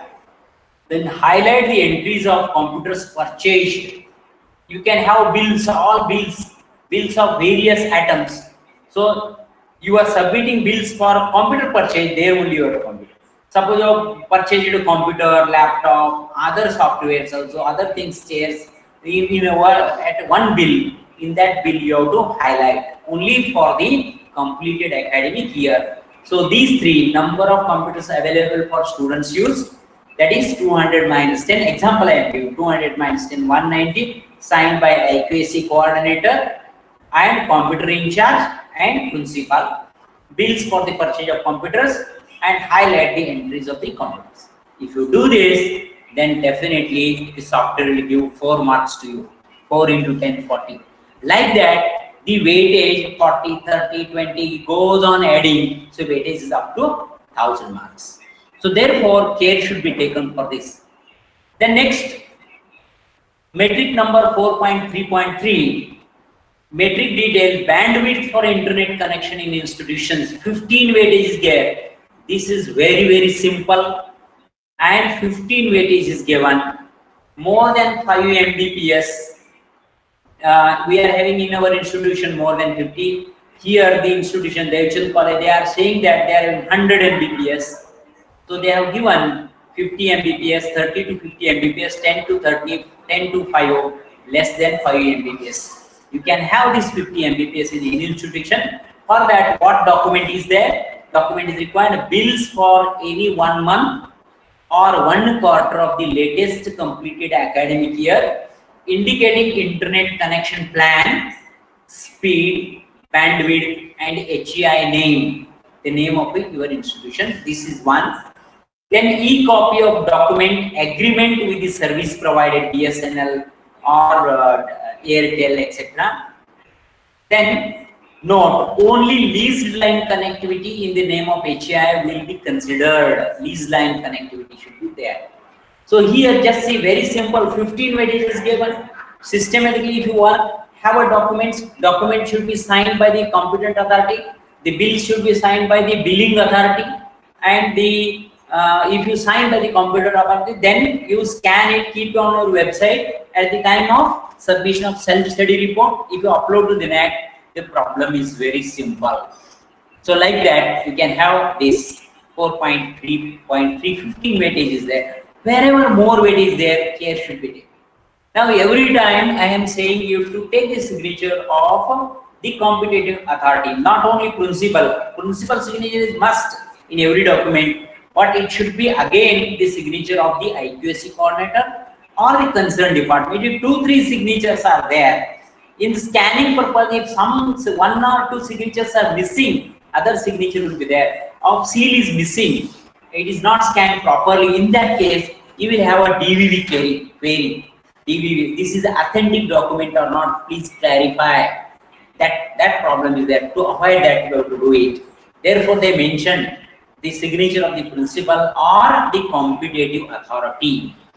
Next, metric number 4.41, average percentage expenditure incurred on maintenance of infrastructure.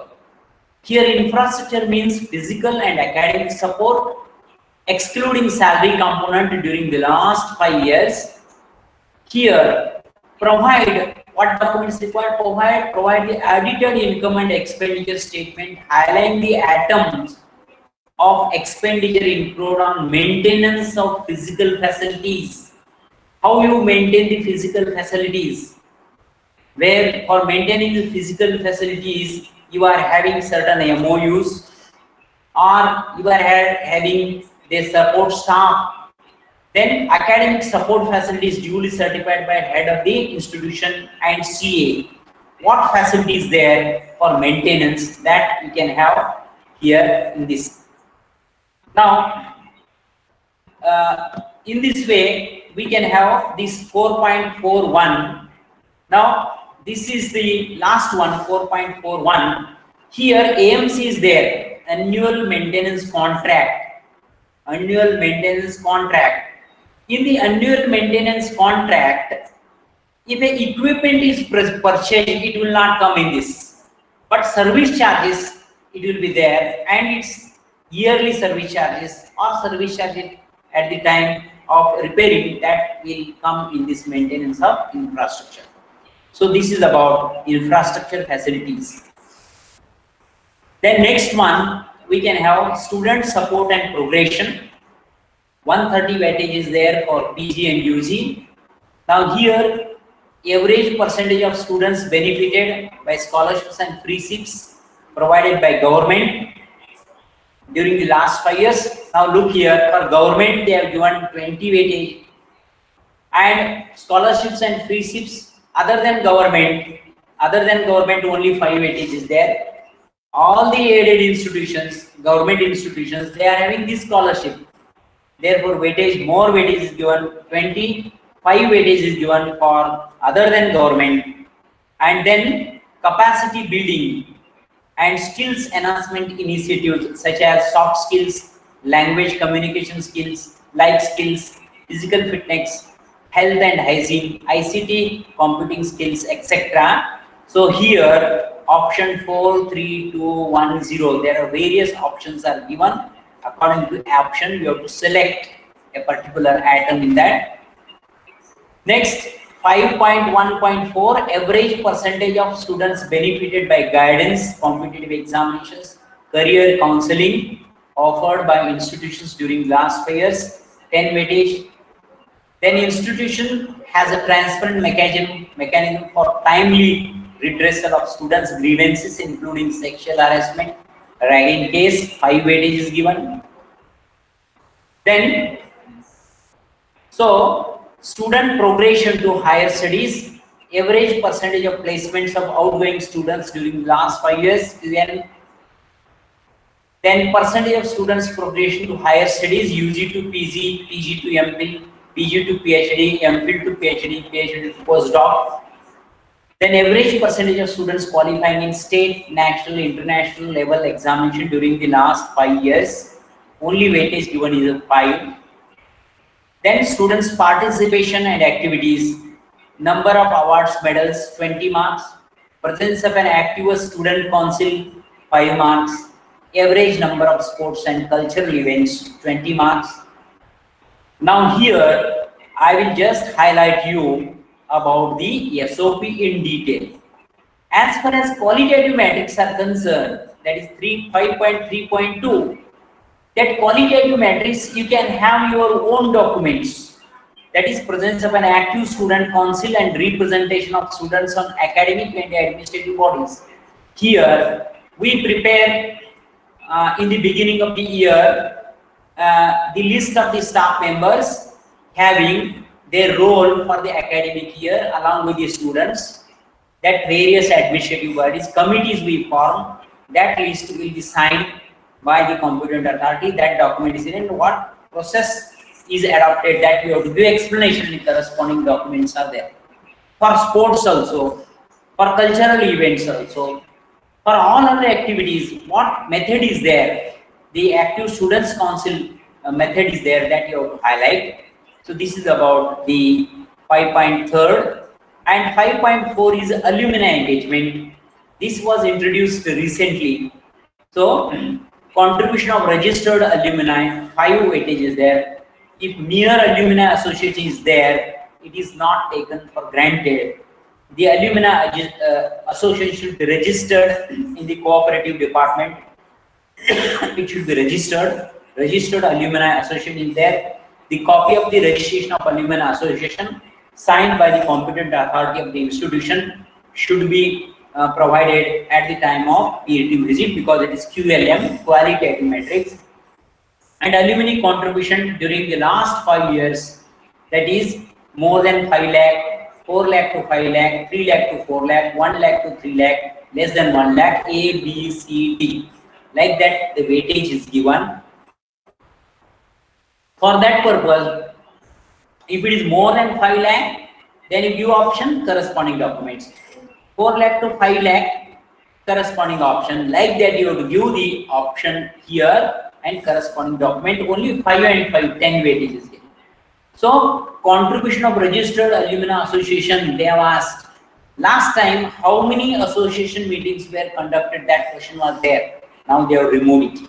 Now in contribution of registered alumni, whether it is registered or not, how many alumni are there, like that how many meetings you have conducted. That only you have to highlight. And in the second part, you have to give the documents required for A, B, C, D or E. Now we have to discuss with the SOP, Student Support and Progression. This is SOP, Standard Operating Procedure for only quantitative metrics. First one, average percentage of students benefited by scholarships and free seats provided by the government during the last 5 years. Here, upload the sanction letter of scholarships and free seats. Here in the data template, year 1 is given, year 2, year 3, year 4, year 5, like that. Every year, the data, upload the sanction letter of scholarships and free seats. There, how many students are getting scholarships, how many students are getting free seats, what is the amount, like that. All information is there. You have to fill it, and documents should be provided. Year-wise list of students in each scheme. One scheme is there, one scholarship scheme, other schemes, 3 schemes are there. In that you have to give the documents year-wise. It is very systematic. As already I have told, you have completed 3 or 4 years now, or completed just 2 years. For last 2 years, you prepare all these documents. Then it will be very easy for you at the time of submission of self-study report. Weightage given is 20. Remember, more weightage is given for these scholarships from the government. 20 weightage is there. Now, next one is average percentage of students benefited by scholarships, free seats, etc. provided by the institution, non-government agencies, philanthropists, like that. If they donate for scholarships, this only weightage given is 5. Because most of the government colleges, aided colleges, they get scholarship from the government. And in rural colleges, the non-government agencies are very few and they are getting less funds. That's why they have given the weightage 5 only. But even then, if you are having the sufficient fund from the institution or from the non-government agencies, there also we can score well. What is the document required? Letter of award of scholarships and free seats along with the sponsoring agency. Who is the sponsoring agency? What is the name of the sponsoring agency? Then year-wise list of students. If the sponsoring agency is a Reliance company, if the sponsoring agency is another company, one of the sugar factories sponsoring, that name you have to mention. A spinning mill is there, they are sponsoring. Like that, a factory is sponsoring scholarship, that you have to mention. Or certain people are concerned, certain well-wishers are giving funds to the college, that you have to. Or some professor is sponsoring, that you have to mention. Then year-wise list of students benefited, edited statement showing the expenditure on scholarships and receipts. So like this, these are the 2 here. Then third, that is 5.1.3 metrics detail. Capacity building and skill enhancement initiatives taken by the institution include the following. Copy of the report, circular, brochure of the event. If you have conducted a skill enhancement programs in your institution, for that you are having a circular, also having, or brochure you have prepared, or at the end of the program you are having a report copy. All these should be signed by the competent authority. Then next is geo-tagged photography with the date and caption. That skill enhancement program is organized in your institution. Then geotag fact photo is there. So we'll have latitude and longitude. And because of the latitude and longitude, there will be the location of that particular place will be given. That means authentication is there. and list of programs conducted and the number of students enrolled for each of the event. List of the programs, how many programs conducted in 1 year, 3 programs, next year 5 programs, next year 8 programs, like that list, and students enrolled for each year, each of the event. So like that we have to mention here. Next one, average percentage of students benefited by guidance for competitive examinations and career counseling. Now average percentage they have asked. Copy of report, circular, brochure of the programs with the geo-tagged photographs with the date and caption of such programs along with the details of the resource person, year-wise list of students attending the scheme signed by the competent authority. So here, how many students have benefited by the guidance and competitive examination? Suppose 1,000 strength is there, out of 1,000, 100 are benefited. 100 by 1,000 is 10%. 10% students are benefited. Now in the NAAC software, they have put a certain benchmark. That benchmark we don't know. They are not expecting 100% of the students are benefited by guidance of competitive exams. They have put certain condition, this much of percentage. For that, this much of marks. So suppose you are having 10%, the corresponding marks automatically software will give. That is the benchmarking. Benchmarking is hidden. Benchmarking is hidden. It is not known to us, not known to NAAC people also. So according to that, software will give the marks. Suppose if the benchmarking is mentioned, people will work according to that benchmark. That's why the benchmark is hidden. So it should be benefited for the students in all. That's why the benchmark is put. Hidden benchmark is there. Now next one, 5.1.50. The institution has a transparent mechanism for timely redressal of students' grievances, including sexual harassment, ragging cases implemented. Only 5 weightage is there. You should have a committee of the redressal cell, ragging committee is there, and anti-ragging committee is there, and redressal committee is there. Then committee formation copy and minutes of the meeting. Then redressal report, how many queries, how many questions have been asked, what you have answered, any ragging reports have been reported in the last 5 years or not, like that. If no reports are there, you have to have a nil report for the last year, before last year, like that you have to give. So for that, committee formation is there and minutes of the meeting. That document, only 5 weightage is given. Next one is average percentage of placements of outgoing students during the last 5 years. Placement is for outgoing students only. List of students placed along with the placement details such as name of the company, Infosys, say Infosys, compensation, how much after selection they give compensation, etc. year wise. Now note, placement in the campus and outside the campus can also be considered. So there are 2 placements in the campus and 3 placements outside every year. 2 plus 3, 5 placements are there. Then here one important, there are multiple offers to the same student. If the student is selected in Infosys and student is selected in Wipro, student is selected in L&T, like that, in 3 companies he is selected, he or she will be treated as one. Multiple offers to the same student to be counted as once only. We should not count it as 3. That care should be taken. So that is the placement of outgoing students. Then next, average percentage of students progression to higher education during the last 5 years. We have to calculate first how many students have progression to higher studies from your institution. How many have gone for higher studies? How to calculate it? You have to have TC, transfer certificate, or living certificate, what we call. The living certificate to higher institutions, higher education institutions, how many are there? You contact those institutions, contact your student and upload the supporting document to the student who have joined the higher education. If you have completed BSc, you have joined for MSc, then proof like admission, he has taken admission in a particular university or particular PG college, is the identity card, etc. needed. That is the supporting document.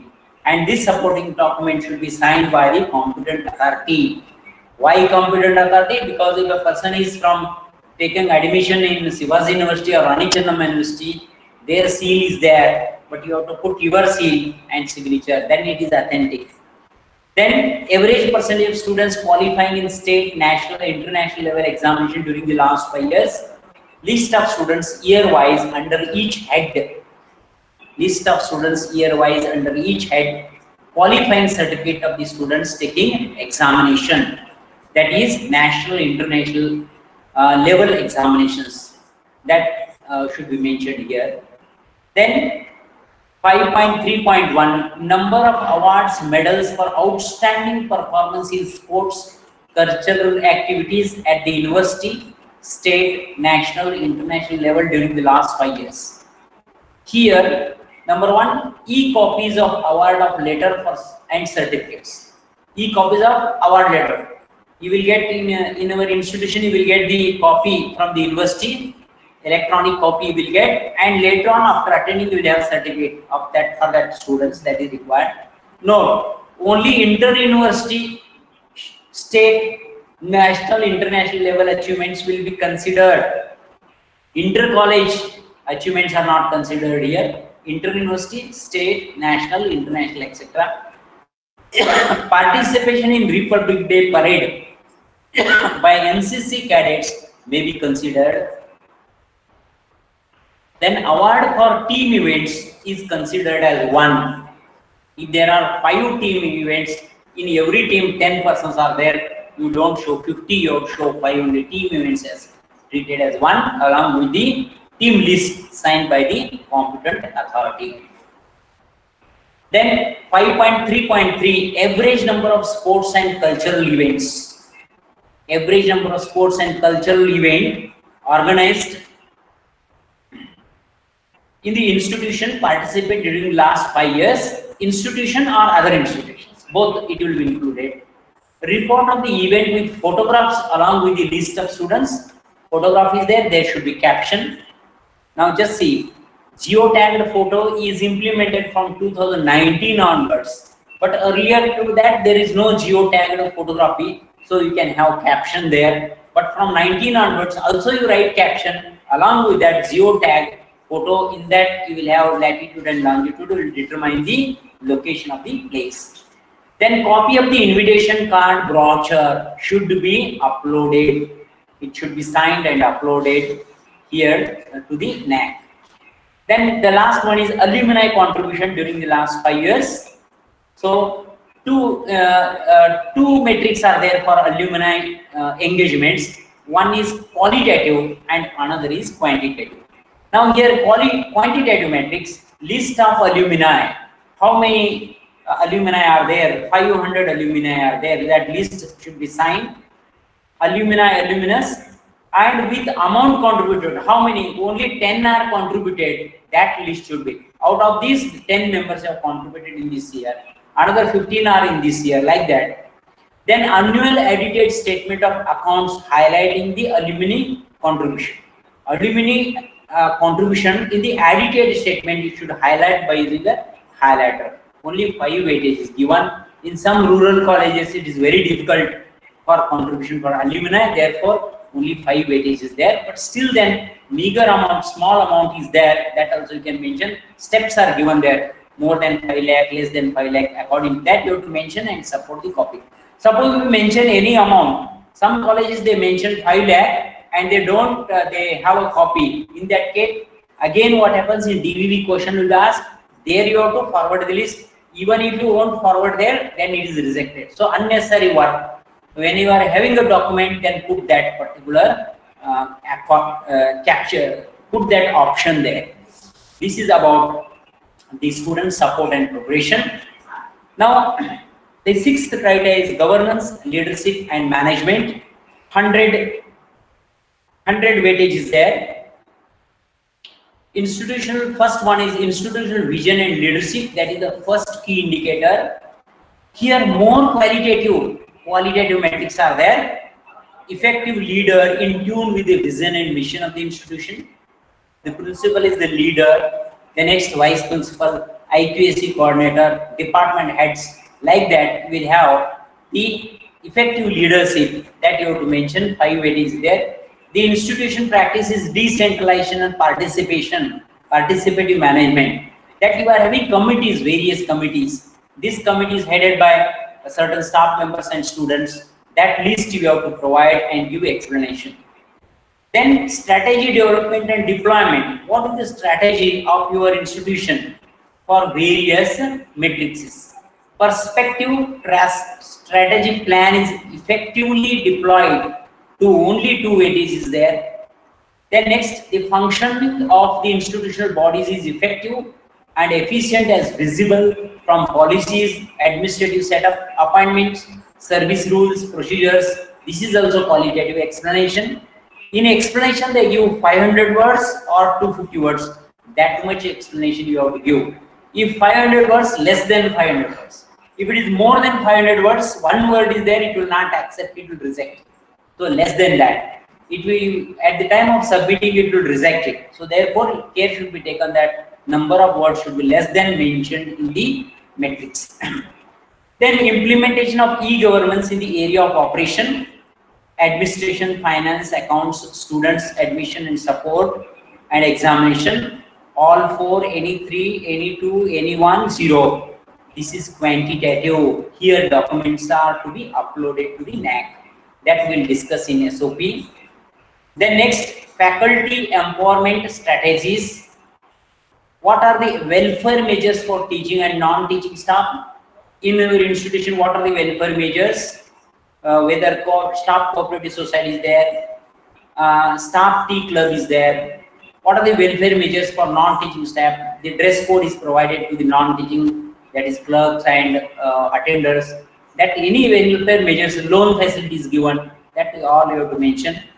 Then average percentage of teachers provided with financial support to attend conference, seminars, workshop. Every teacher or a faculty member will attend a conference anywhere outside the college or in the college. When a faculty member attends a conference outside, for him it requires a registration fee and traveling allowance, whether the institution is providing this or not. If it is providing, you have to mention. If it is not providing, then you won't get any weightage for this. But in many institutions, what I observed that the teachers will attend the conference, seminars, workshop, but documents are not given to IQAC. Therefore, the principals or IQAC coordinators are advised that you can sanction the leave only when he or she gives the Xerox copy of the certificate of seminar, conference, workshop. In our institution, what we have done, the same thing we have adopted. When a teacher attends a conference, then he has to give 1 Xerox copy to IQAC, 1 Xerox copy to department, 1 Xerox copy to office, and 1 Xerox copy in his personal file. Then only his leave will be sanctioned, then only registration fee will be paid, then only traveling allowance will be paid. Otherwise, it will not be paid. It will be applicable for all the faculty members. It is applicable to IQAC coordinator also, and it is applicable to principal also.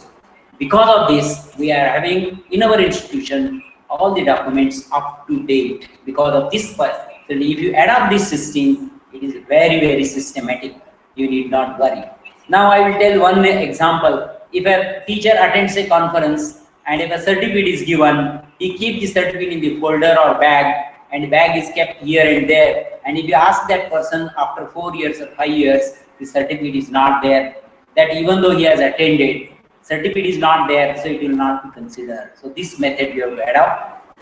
Then average number of professional developments, administrative training programs organized by the institution for teaching, non-teaching staff during the last 5 years. How many programs you have arranged, that you have to mention. Then average percentage of teachers attending professional development programs, only 5 weightage is there. Then performance appraisal system for teachers and non-teaching staff, only 5 weightage is there. Then next one is financial management and resource mobilization. Here qualitative analysis is there. Institution conducts internal and external financial audits. Internal audit is conducted by the college, external audit is conducted by the government. If an unaided college, their internal audit is carried by the department in the college and external audit is carried by their management. Like that you can have. Then funds and grants received from non-government bodies, individuals, philanthropists during the last 5 years. That we have to mention here. Then institutional strategies for mobilization of funds and optimum utilization of resources. This is also qualitative that you have to mention. And the last one is internal quality assurance system, not cell, it is system, IQAC. Contribution of IQAC for quality assurance strategies and processes, where IQAC is established, in each year IQAC is established, what are its functions of IQAC, whether regular meetings are conducted, how many meetings are conducted by IQAC, in meeting, what are the minutes of the meeting and what are the proceedings of the meeting, that has to be mentioned and it should be documented. That is 10 weightage there. And review of teaching process structures and methodologies and living through IQAC. What are the outcomes we are having through IQAC? That is, IQAC will review the AQAR, annual quality assurance report. Then in teaching process also they will review, and IQAC will plan for AAA visits and structures and methodologies for teaching plan and other things. That is done through IQAC through department. And what are the outcome of that? You have to mention. This is the qualitative 10 weightage is given. So therefore, this is the internal quality assurance system concerning to IQAC. You should have IQAC active and dynamic, and meetings are to be conducted regularly, and their meeting photograph should be taken with the geo-tagged camera, and also proceedings of that meeting, minutes of the meeting should be written. Then quality assurance initiatives in the institution, that is regular meeting of IQAC, feedback collected, analyzed, used for improvements, collaborative quality initiatives with the other institutions, participation near any other quality audits such as ISO certification, etc. What are quality assurances? Regular meetings of IQAC, feedback on the syllabus is collected. Whether it is collected, if it is collected, it is analyzed. Whether it is analyzed, action is taken on that. Whether action is taken on that, then it is put on the website, and then like that we can have all these analysis should be carried out. Then what are collaborative quality initiatives with other institutions? That so this weightage is 10 for this. Then these are the so many metrics in governance, leadership and management. Now we have to discuss only the quantitative metrics. Only few quantitative metrics are there for governance, leadership, management. More qualitative are there in governance, leadership, and management, and less quantitative are there. First one, 6.2.3, implementation of e-governance in the areas of operation. That is administration, finance and accounts, students, admission and support, and examination. 4 weightage is there. First one, e-governance implementation in the edited statement, ERP document, then annual e-governance report approved by government council, policy documents on e-governance, bills for the expenditure on implementation of e-governance in the area of operation. 4 weightage is there here. Then average percentage of teachers provided with financial support to attend conference workshop. I already told you that about the teachers attending a conference and workshops. List of teachers receiving financial support year-wise, edited statement of accounts highlighting the financial support to attend conference, seminars, workshop. That is required every year. How much is spent? 50,000 is spent for these teachers attending conference, seminars organized outside the institution. Then it should highlight in the edited report. The next 6.3.3, average number of professional development administrative training programs. How many training programs organized by the institution for teaching and non-teaching? For NAAC new guidelines, if you ask an expert to address your staff, that you can treat it as the professional development programs for teaching staff, list of professional development administrative training programs organized by the institution, event report, brochure, list of participants in each program, photographs with date and caption, annual report highlighting the program organized by the institution. In the annual report, all the programs will be there you have to highlight. That is another document. Then average percentage of teachers undergoing online and face-to-face faculty development program, refresher course, orientation course, attended letters and also e-copies of the program. List of teachers participate in programs. Programs during more than 1 week are considered here. It should be more than 1 week program are considered. Annual report highlighting the program undertaken by the faculty. So 1 week, more than 1 week program should be there. Then funds grants received from non-government bodies, individual philanthropists, annual audit statement of accounts highlighting the grant received, copy of the letter indicating the grant funds received from the respective agency, note funds from own institution, your own institution or your own trust or sister institutions not to be considered. Contribution in the form of equipment. If you provide an equipment to the department, for example, you have given a equipment in the physics department as an oscilloscope, or any equipment is given to a chemistry department, or you have given a software to the department, they are not counted here in this funds grants. Then 6.5.3 quality assurance initiatives of the institution include IQAC, collaborative, quality, NIRF, and any other added recognized. Proceedings of the meeting of IQAC, feedback analysis, action taken report, activities conducted under collaborative quality initiatives with other institutions, supporting document referring to NIRF, ISO certification, NBA certificate, or any quality certificate. Any activity with the sister institution will not be considered.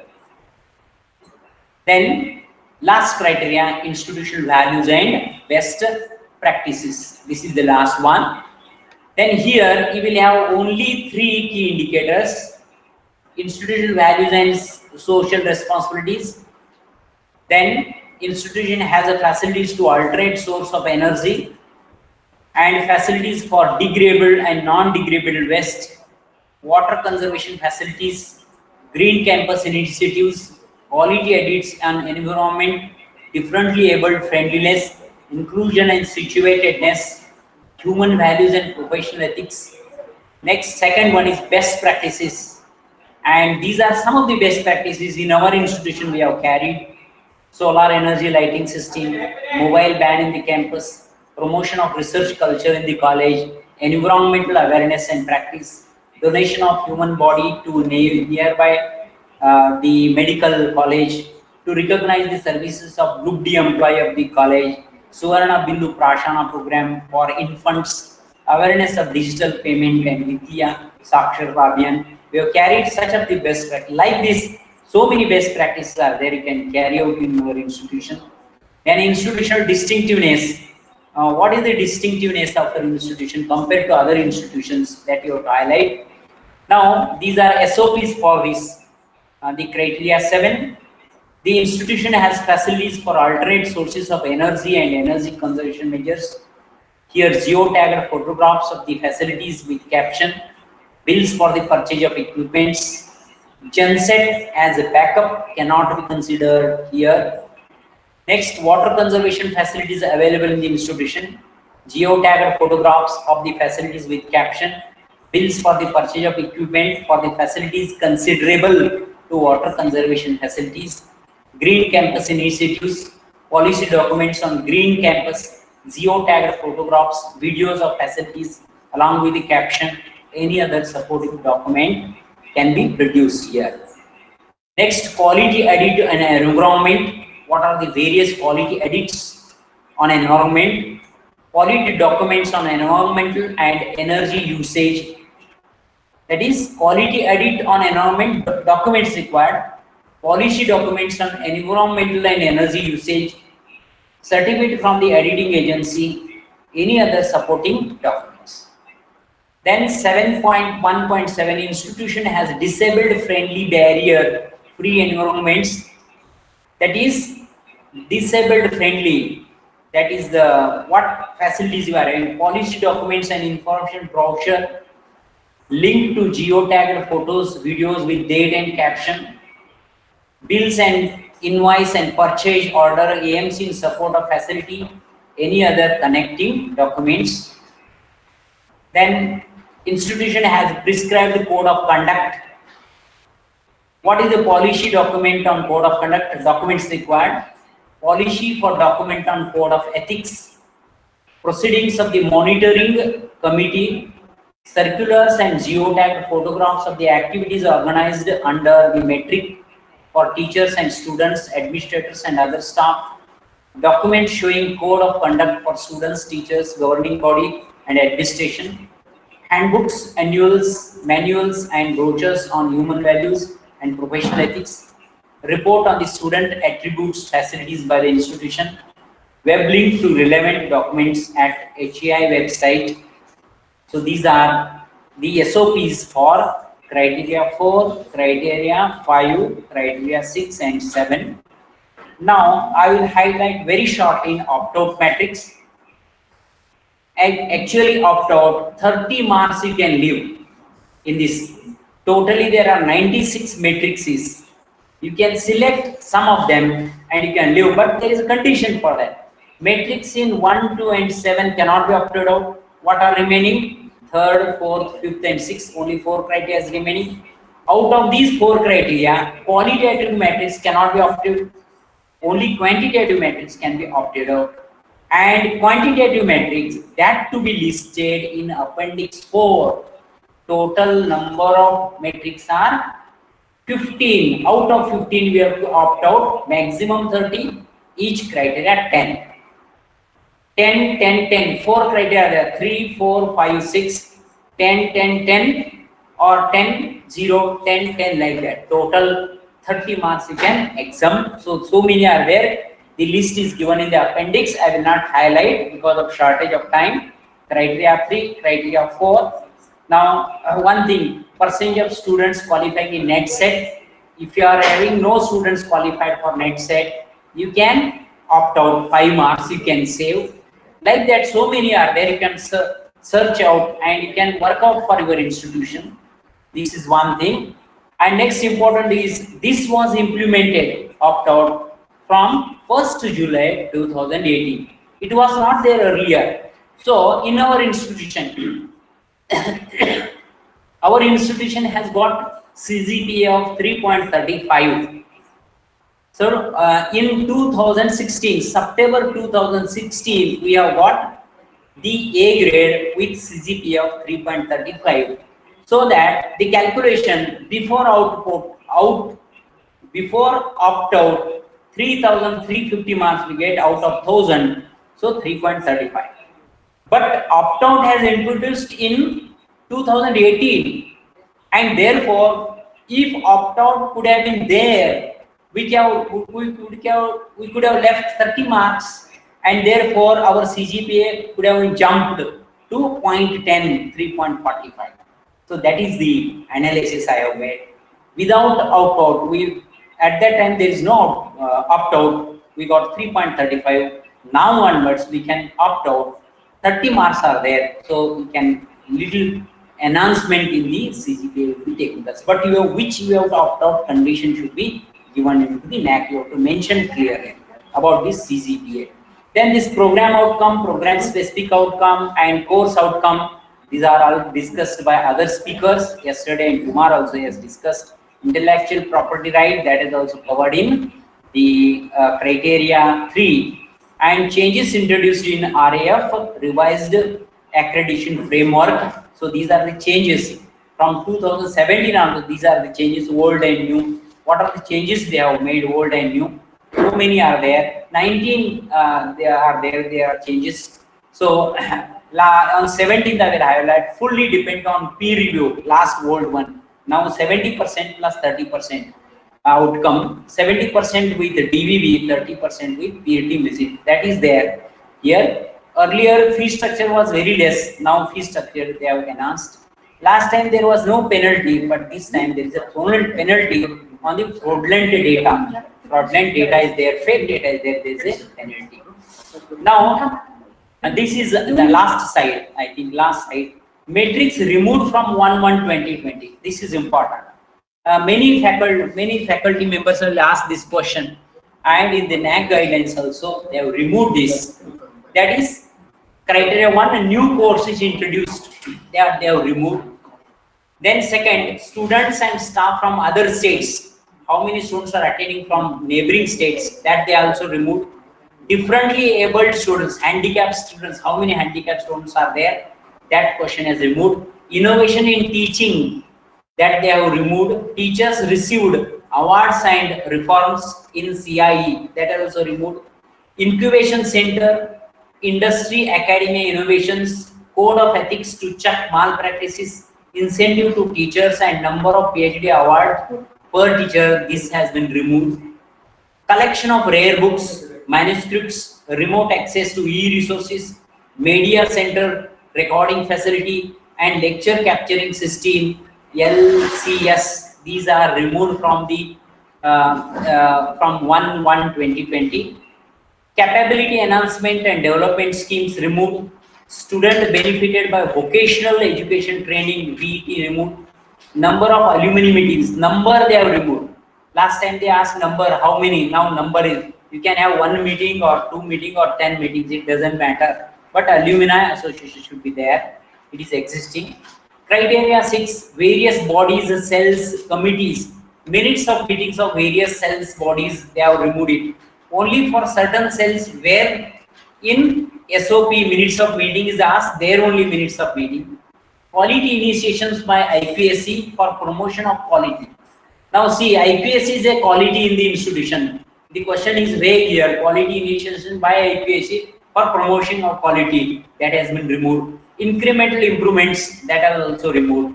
Then 7th one, percentage of annual lighting power through LED. So if you are using LED, 100 LED bills, how many electricity is consumed by LED and how many is consumed by other bulbs and tube lights? That is very difficult to calculate, so they have removed. Expenditure on green initiatives, how much you have spent for green only, that they have removed. Contribution to local community initiatives removed. Display of core values. Earlier we used to display various flags in various places. That is not necessary, only few. Then activities conducted by promotion of universal values and transparency in financial audit. See, transparency in financial audit. Financial audit is always transparent, so there is no problem of expressing transparency, and that is also they have removed. So these are the few 25 metrics removed from 1/1/2020. This is a very good thing in our institution, even though we got 3.35, but all these 90% of these are not there in our institution, so it is beneficial to us. So likewise, it is beneficial to you also. It is more beneficial to rural and small colleges where situated in Taluka place. So these are the best, the 25 metrics they have removed effective from 1/1/2020. Those colleges, they are submitting the self-study report from 1/1/2020. They have to remove this, and with removing this, they have to prepare SSR, and in the SSR already these metrics have been removed. Now how it is calculated, last 2 slides, how it is calculated. Now just see, just I mentioned criteria 1, 2, 3, 4, weightage is 20, 30, 30, 20. Now key indicator grade point. Now this is 4-point scale, American system. So you have to give maximum 4, minimum 0. So here just see, first it is mentioned 3 weightage, that is key indicator grade point 3, 20 into 3, that is 60 marks. Next is 30, weightage is 30. I have given 4 into 30, it is very good, 4 marks I have given, so 120. Then third, 30 weightage is there, 3 is given, 3 into 3, 90. Last one, feedback system 20, 3 weightage I have given, 20 to 360, adding all this, what is it? 330. 330 divided by 100. It is 3.30. It is for curricular aspects. In your quality profile in the college, like this calculation is made by the software, and it is there, curricular aspects, this much, 3.30. Likewise, it is for second, teaching, learning and evaluation, same method. But here, what is the total? 1090. 1090. But you should not divide it by 100. You should divide by weightage 350. So what will get? 3.11. Likewise, similarly, for all the criteria, GPA, grade point average, how to be calculated? X3, X4, X5, X6, X7.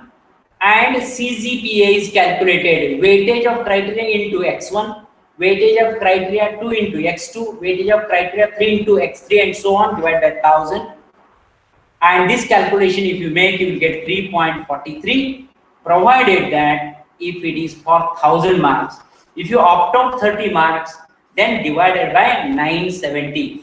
When the denominator is less, the CGPA will increase more. If you divide it by 970, then it will goes to 3.50 to 53, like that. So this is the method of calculation. This calculation peer team members we used to make when you go for the visits, peer team visit. But now the software will make the calculation. We have to provide only grade point average 4, 3, 2, 1 like this, and software will make the calculation. So this is the last slide.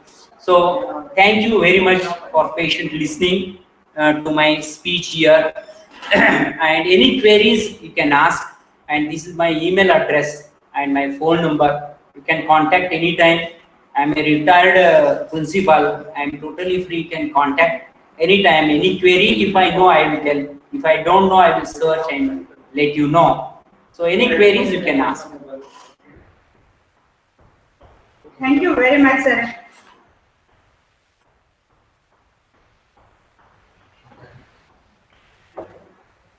Thank you very much, sir, for your nice presentation. Now, a brief question answer session. There are 5 questions for you. Yes. First question is by Pratima Bandwad.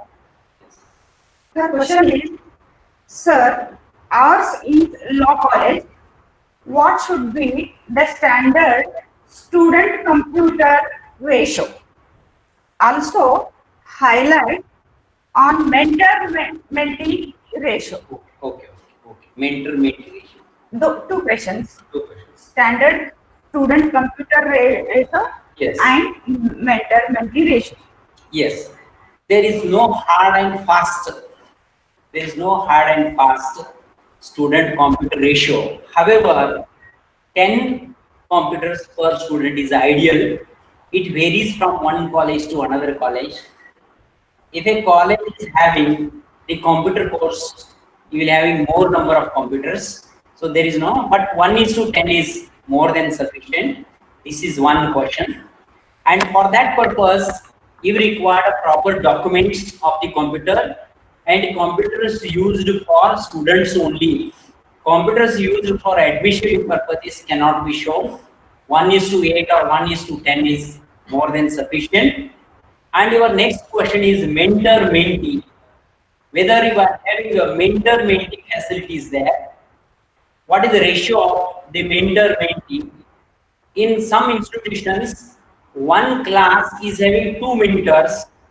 So a class having 80 students having 2 mentors, mentor-mentee ratio is 1:40. 1:40 is the mentor-mentee ratio. Sometimes number of students are 40 and mentor, 2 mentors are there. In that case, it is 1:20. There is no hard and fast rule as such, but 20 to 30 students or 1 mentor is sufficient. Since student staff ratio is around 20, 1 teacher, 20 students, that is student staff ratio. But mentor-mentee ratio should be little higher than that. No problem. That ideal is 30. Staff student ratio is 20, mentor-mentee ratio is 30. Therefore, you have to have documents for that. Every class you are having class teachers, or you can call them local governing, uh, local local members. That is uh, these are the class teachers. Not only in the college, outside the college also they will look after the students. That is called as mentor, the mentor of the students. So here there is no hard and not this much of this, but ideally is 30, mentor is 30, students staff is 20. But you can have for these documents, you should have documents. So many classes, how many mentors are there, total number of students. Okay. Yes. Next Thank one. you. Thank you very much, sir. The second question is from Sunil Dhande. His question is, can we include in expenditure on instruments? Instruments. Can, yeah, in criterion 4 and 6. Yes. Can we include in expenditure on instruments? Yes. Yes. Expenditure on instruments is included because they have given academic and infrastructure and academic facilities. So if you are constructing a small building or a chamber, then that is infrastructure. And you have procured a equipment, a oscilloscope is purchased for physics department, or an equipment is purchased for chemistry department, or a microscope is purchased for biology department, botany or zoology. That is treated. That will be treated in the guidelines. It is mentioned. You have to go to SOP, and bills and vouchers pertaining to that also can be included. Okay. Okay, sir. Thank you very much, sir. The third question is by Janata Andira. Her question is, if the staff under self-finance scheme is higher than the granting aid staff, does it affect the weightage criteria of an institution? Okay. Very good question. This is a very good question because in the guidelines, the NAAC has now changed it. Earlier, they used to mention permanent teachers and then temporary teachers or teachers appointed by management, but they have removed now. What they ask is full-time teachers. Who is a full-time teacher? He is appointed by the government. He is a full-time teacher. Appointed by the management. He is also full-time teacher. Appointed by the government on temporary basis. He is also full-time. He is also full-time on temporary basis. Full-time. There are two things: government appointment on part-time basis, government appointment on ad hoc basis, government appointment on visiting faculty. Visiting, ad hoc and part-time are not included. Who is a permanent? Who is a full-time teacher? Appointed by government, joint director, that is from government, appointed by management, and appointment by government on temporary basis. He will be full-time. So they have mentioned full-time. Full-time indicates 90% of the workload we should carry out. For example, if a science subject workload per week is 20 hours, for arts and commerce workload per week is 16 hours, any person who is taking 20 hours is a full-time. Any faculty taking 16 hours is a full-time. However, because of some reason workload falls, then even 18 hours is there, is treated as full-time. And for arts and commerce, out of 16, 14 hours is there, is treated as a full-time teacher. So therefore, you have to mention appointed by government, appointment by management, appointment by government on temporary basis, that all full-time teachers. So number of full-time teachers. For this, they require documents. What are documents? For full-time permanent teachers, document of the government, salary statement or their appointment letter. Appointment from the management, appointment letters of the management. appointment as full-time teachers by the government, the letter of the government is required. It should be authenticated by the competent authority, all the letters. Then it will be treated as authentic. This is the answer for this. Thank you very much, sir. There is one more question by Dr. P. Jeevan Kumar. Yes.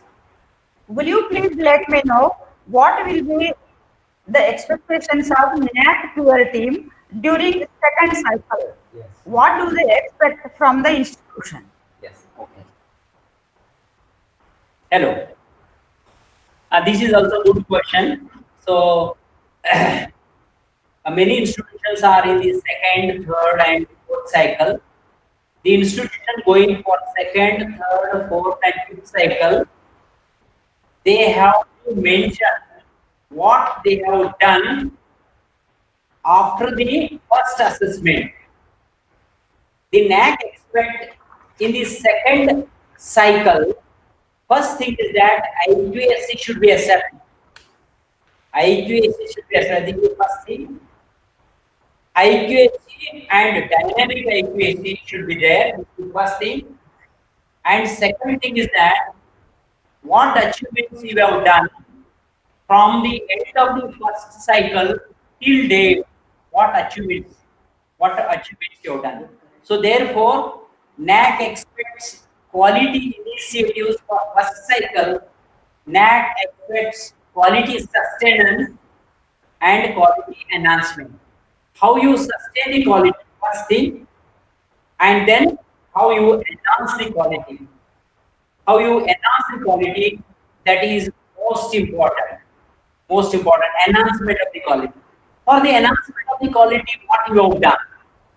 What you have done in the last NAAC, what you have done in this NAAC. Last NAAC, you have arranged 10 conferences. This NAAC, you have arranged 15, means there is a quality enhancement. Last time we are having 20 PhD faculty members. This time we are having a 10 PhD. Last time we are having 100 computers. This time we are 150 computers. Like that, there will be enhancement. Last time we are having the results 60%, but now we are having the results of 70%. The 70% results. Last time we were having the placements only 100, but this time you are having placements 100. Like that, in various categories, what are the enhancements taken, and these enhancements are mentioned in the report. In the report, you have to mention in the guidelines they have given.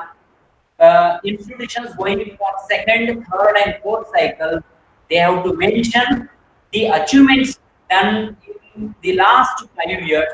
Systematically, you have to mention it so that the peer team will just read those things, and while coming to their institution, they just validate whether it is true or not. So whatever you mention, it should be there. If it is not there, you say no. Fake documents are not at all admissible. It will create the problem. So therefore, so many achievements are there in the higher education institutions, but properly you have to mention by referring the guidelines, by referring the SOP, by referring the templates, by referring the experts. You can refer the expert and you can highlight. Okay. Thank you, sir. The last question now. Yes. This is from Meenakshi Siragala. Yes. Is internal BOS valid? Internal BOS. Yes. Hello. Internal BS is valid for certificate courses. And internal BOS is for autonomous colleges. In autonomous colleges, there BOS, internal BOS. For certificate course, we can have BOS members, Board of Study members. Suppose you have 4 certificate courses. For design of the syllabus, a faculty is assigned, and that faculty we can show as BOS for certificate course, BOS for add-on course. It is applicable. But for university BOS, that designing the syllabus and other things, that is not there. That is not applicable from the institution. Okay. Thank you very much, sir. That's it. All the viewers and delegates, My phone number is there, given here. My email number is given. Any queries they can ask anytime. If I know, I will clarify. If I don't know, I will search and clarify. With this, I am extremely thankful to all the viewers that you have patiently listened yesterday also and today also. And I am extremely thankful to the Devchand College, Arjunnagar, the Ashish Bhai Shah, the President of the Janata Shikshan Mandal, Vice President of the Janata Shikshan Mandal, the Principal PM Herekar, and IQAC Coordinator Lanka Sir, and another IQAC member, Shashikala Ingrid Madam, for giving me an opportunity to share my views to all of you. Thank you, Janata. Thank you very much, sir, for such a wonderful presentation. Your sessions were very informative and we benefited a lot. So I believe that from our viewers also, delegates also benefited immensely from your presentation. Now let us move towards a brief valedictory function. May I now request our Honorable Principal, Dr. P.M. Herekar sir, to have a few words. To say a few words. Yes. Am I visible? Yes, sir. Yes, sir. Okay. You are visible. We have come to the end of this two-day national webinar on standard operating procedures and documentation required by the NAAC, which is the crucial aspect if we have to score good number of marks, good grade for our colleges under the NAAC evaluation system. The Honorable President of our college, our patron, Shriman Ashish Bhai Shah, Vice President Srimati Tupti Bhabi Shah, the resource persons, Dr. M.B. Kothari and Dr. Shiri Shitole, the organizers of this function, IQAC Coordinator Dr. L.P. Lanka, Dr. Mrs. G.D. Ingle, and my dear participants who have remained connected till the end, who have shown keen interest in the theme of our conference. Now, in these 2 days of conference, in more than 4 to 5 hours of discussion with the resource persons, all of us have been enlightened with the ideas presented by the two authorities, Dr. M.B. Kothare and Dr. Shiri Shitole. They have given a bird's eye view over the NAAC work since its inception, the changes in the NAAC evaluation system as per the revised guidelines. We have come to know that under the 4th cycle, the evaluation system of NAAC is software driven, wherein 70% of our marks we score through software. The data which we feed through our SSR, the software analyzes and gives us the marks. Out of 70%, 65% are on the basis of our answers and 5% by SS student satisfaction survey. We have come to know that 30% marks are for qualitative matrices answered by us in our SSR, for which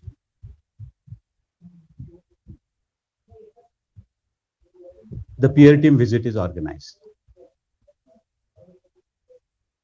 So the NAAC methodology of evaluation has become more objective, more pragmatic. Earlier, we were giving descriptive answers for most of the questions. We were giving the evidences that we wanted, we found them valid. But now the things have become very much objective. NAAC has simplified its methodology also. It has removed unwanted questions. It has reduced the questions up to 96 for PG centers and 93 for UG centers, UG colleges. It has also given us a facility of opt out. Some of the areas where we cannot, where we are weak, we can opt out those matrices, we can opt out those questions and score good number of marks. We have also realized that whatever documentation we do, whatever claims we are making through our, by filling the 90, 93, 96, 70, all the matrices or SSR, for that independent validation is being made by third party. Multinational companies, they do the validation. So the things have become more pragmatic and more transparent. The volume of our SSR has been reduced from 400 pages to 80 pages as quoted by Dr. Kothare sir. But when the volume is reduced, we cannot, the scope for manipulation is also reduced. Earlier we could manipulate so many things, but here whatever functions we are doing, whatever activities, for that photographs have to be geotagged camera, they need photographs. So we cannot do wrong things. Earlier, what the people were doing were that in the last 50 years, they used to collect so many things and do hodgepodge things, and they used to present the data. But those things will not work according to the current methodology of NAAC. According to the current methodology of NAAC, if we have to work, we have to score good number of marks. What we have to do is, we have to enlighten ourselves. Now, for that purpose, it is said that knowledge is the bliss. Some of the institutions, they have very good works, but because of the lack of knowledge, they cannot score good marks. So how to gain the knowledge?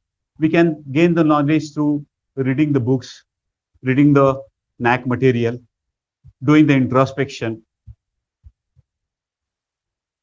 by referring to the people, by discussion. But the best way to gain the knowledge is to have interaction with knowledgeable persons who have got deep insight into the matter. If we have a meaningful dialogue with them, if we listen to them carefully and solve our queries, that is the best way to remove our ignorance and gain the knowledge. And once we are equipped with the proper knowledge, our things become very easy. Now, all of us, you have remained connected. We came to know number of things. What is program outcome? What is the course outcome? What is program specific outcome? All the things have been discussed very minutely. They have given our bird's eye view. At the same time, they have gone to micro level. And each and every finer aspect of NAAC methodology, they have explained to us. Now, they have done the job. Sometimes what happens when we attend the conference seminar, we are excited. We think that something has to be done immediately. We get a feeling that this is a big thing. Now we are nowhere. Most of us must have, even I got that feeling, that we have to do a lot. We have to cover a lot of ground still. We are still lagging behind. Though in our last third cycle, our college has A grade. For fourth cycle, the task is difficult. Though it is precise, it is difficult. It is point to point. There is no scope for manipulation. So all the things have to be done, carried out very sincerely. So what happens that immediately after this, such conferences are over, we become very much enthusiastic. But that enthusiasm is lost in the way. 2 to 3 days, if they are lost, then we come to our normal routine and we forget whatever we have listened. Somebody has told, some authority has told that if you tell me, I'll forget it. If you show it to me, I will remember it. If you ask me to do it, I will understand it. And if you ask me to do it regularly, I will master it. So what we come to know from this message is, now we have listened to the authorities. We are very much excited. But there is a chance that we may forget it very soon. Within a couple of days, if somebody asks me what you listened, we will not come to know. For that, we have made a facility. We have recorded these 2 sessions, all the 2-day sessions, and we'll be posting those videos, clips on we'll be doing proper editing. Sometimes some unwanted matter is also there.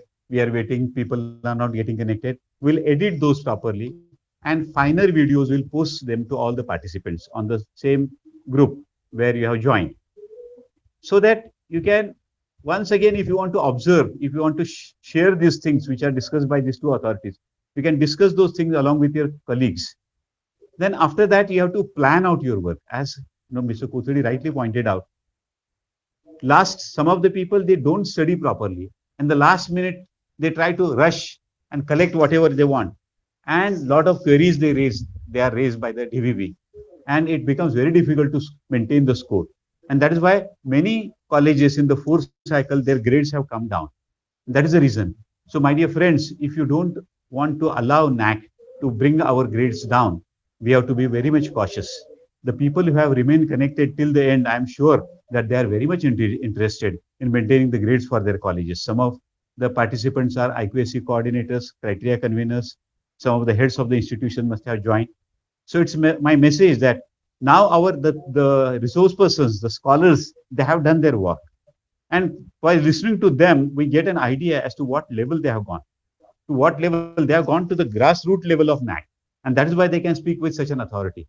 So some of the people from our institution should have such people with authority should be there.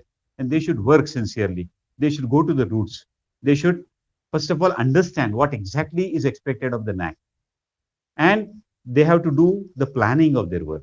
As pointed out by Mr. Kothari properly, if you do planning regularly, from year to year, if you plan out the procedures, according to if you go through the procedures of the NAAC and plan out our weak areas where we can score, what are the unwanted things that we are doing, eliminate those things. What are the things which are expected by the NAAC? How to do those? You should plan out. Mr. Shitole told that normally n number of MOUs we are making. But are we making MOUs wherein in the proper way? How many MOUs are functional? These things matter. We are doing a lot of publication, but what publication is done in UGC care, only that matters.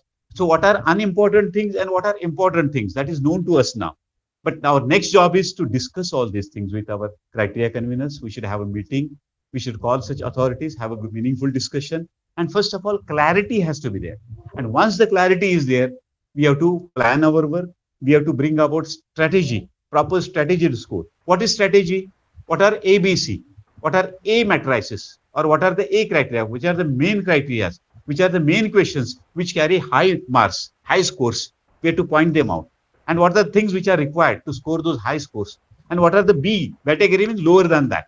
Medium marks are there. Then lower marks. So in this way, we have to do the strategic working. And we have to plan out our strategy so that our colleges come with the good score and we get a pride in working with such nice institutions. All our participants, we are putting in best effort, but only discipline we are lacking. Proper documentation is not there.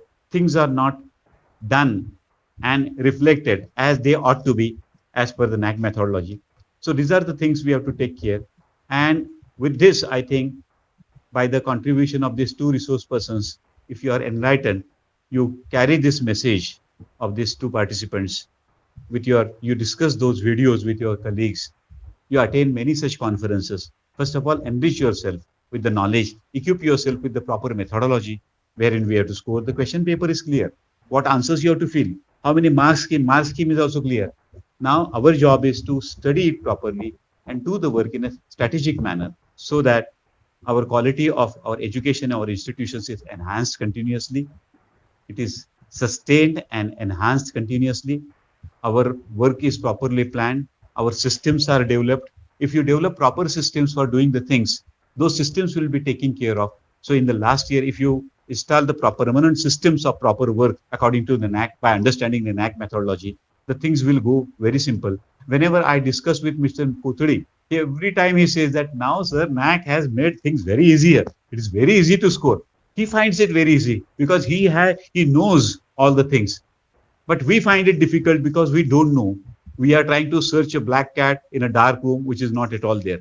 So we should come out of this ignorance phase and we should enlighten ourselves. This is the message we have developed. We have got a new insight into the revised NAAC methodology.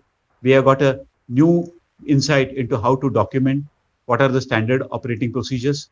With this insight, now we'll be joining our college routine work and we will enlighten our fellow colleagues. We'll try to establish communication with your principals, authorities, and you should convey them whatever things you have. You should even organize one group discussion wherein you should share your ideas. You should share the video clips of these authorities, and you should take initiative. You should be proactive. You should not be passive. It is not my work. It is my work. You should become the spearhead of your institution and try to bring laurels to your institution with good grades. I hope that this effort made by our IQAC cell of our Devchand College. It will yield the good results, and all of you will bring good grades to your institutions. Thank you very much. Thank you.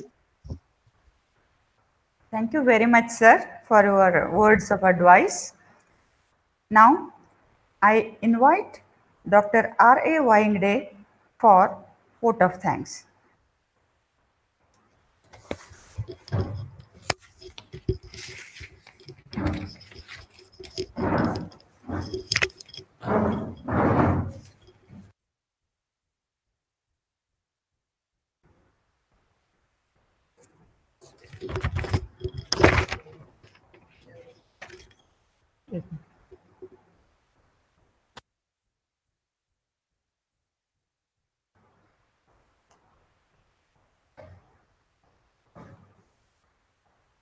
Good afternoon, everyone.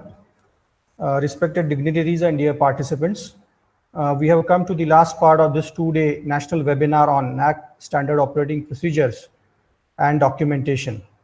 And it gives me plenty of pleasure to state that this has turned out to be a big success. Thanks, of course, to all those who have directly or indirectly provided us with the required cooperation. I therefore take this opportunity to place on record our sincere gratitude towards all those who have helped us in this endeavor. At the outset, I thank the real stalwart of this field and the person who took us towards the A grade during the previous cycle of our accreditation. I thank Dr. M.B. Kothare sir, NAAC Assessor and former principal of GI Bagewadi College, Nipani. Thank you very much, sir, for being a round-the-clock guiding light for us. I also register my profound thanks and gratitude due to Dr. Shirish Shitole sir, IQAC member and former coordinator, Mahavir Mahavidyalaya, Kolhapur, who happens to be another stalwart in the sphere of NAAC and its accreditation process. He has also been connected with us in one way or another. Thank you, sir, for accepting our invitation and guiding us. I once again thank both the resource persons of this webinar and wish that our association with them will only grow in future. Thank you, sirs.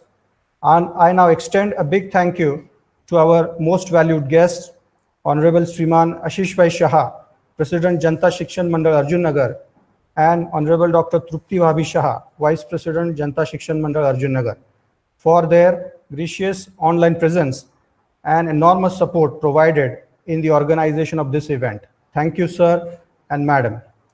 We at Devchand College are very much thankful to all the participants of this webinar for showing interest in this webinar and attending all the sessions. We wholeheartedly appreciate their cooperation. Finally, I thank the spearheads of this event, Honorable Principal Dr. P.M. Herekar sir, IQAC Coordinator Dr. L.P. Lanka sir, IQAC Secretary Dr. G.D. Ingre madam, Joint Secretary Dr. A.A. Ramteke, all members of IQAC, teaching and non-teaching staff of Devchand College, Arjunnagar. In the end, I thank the technical backbone of this event, Mr. Swapnil Poddar, for taking care of the technical side of this webinar. I thank one and all and declare that this webinar is over. Thank you. Thank you very much.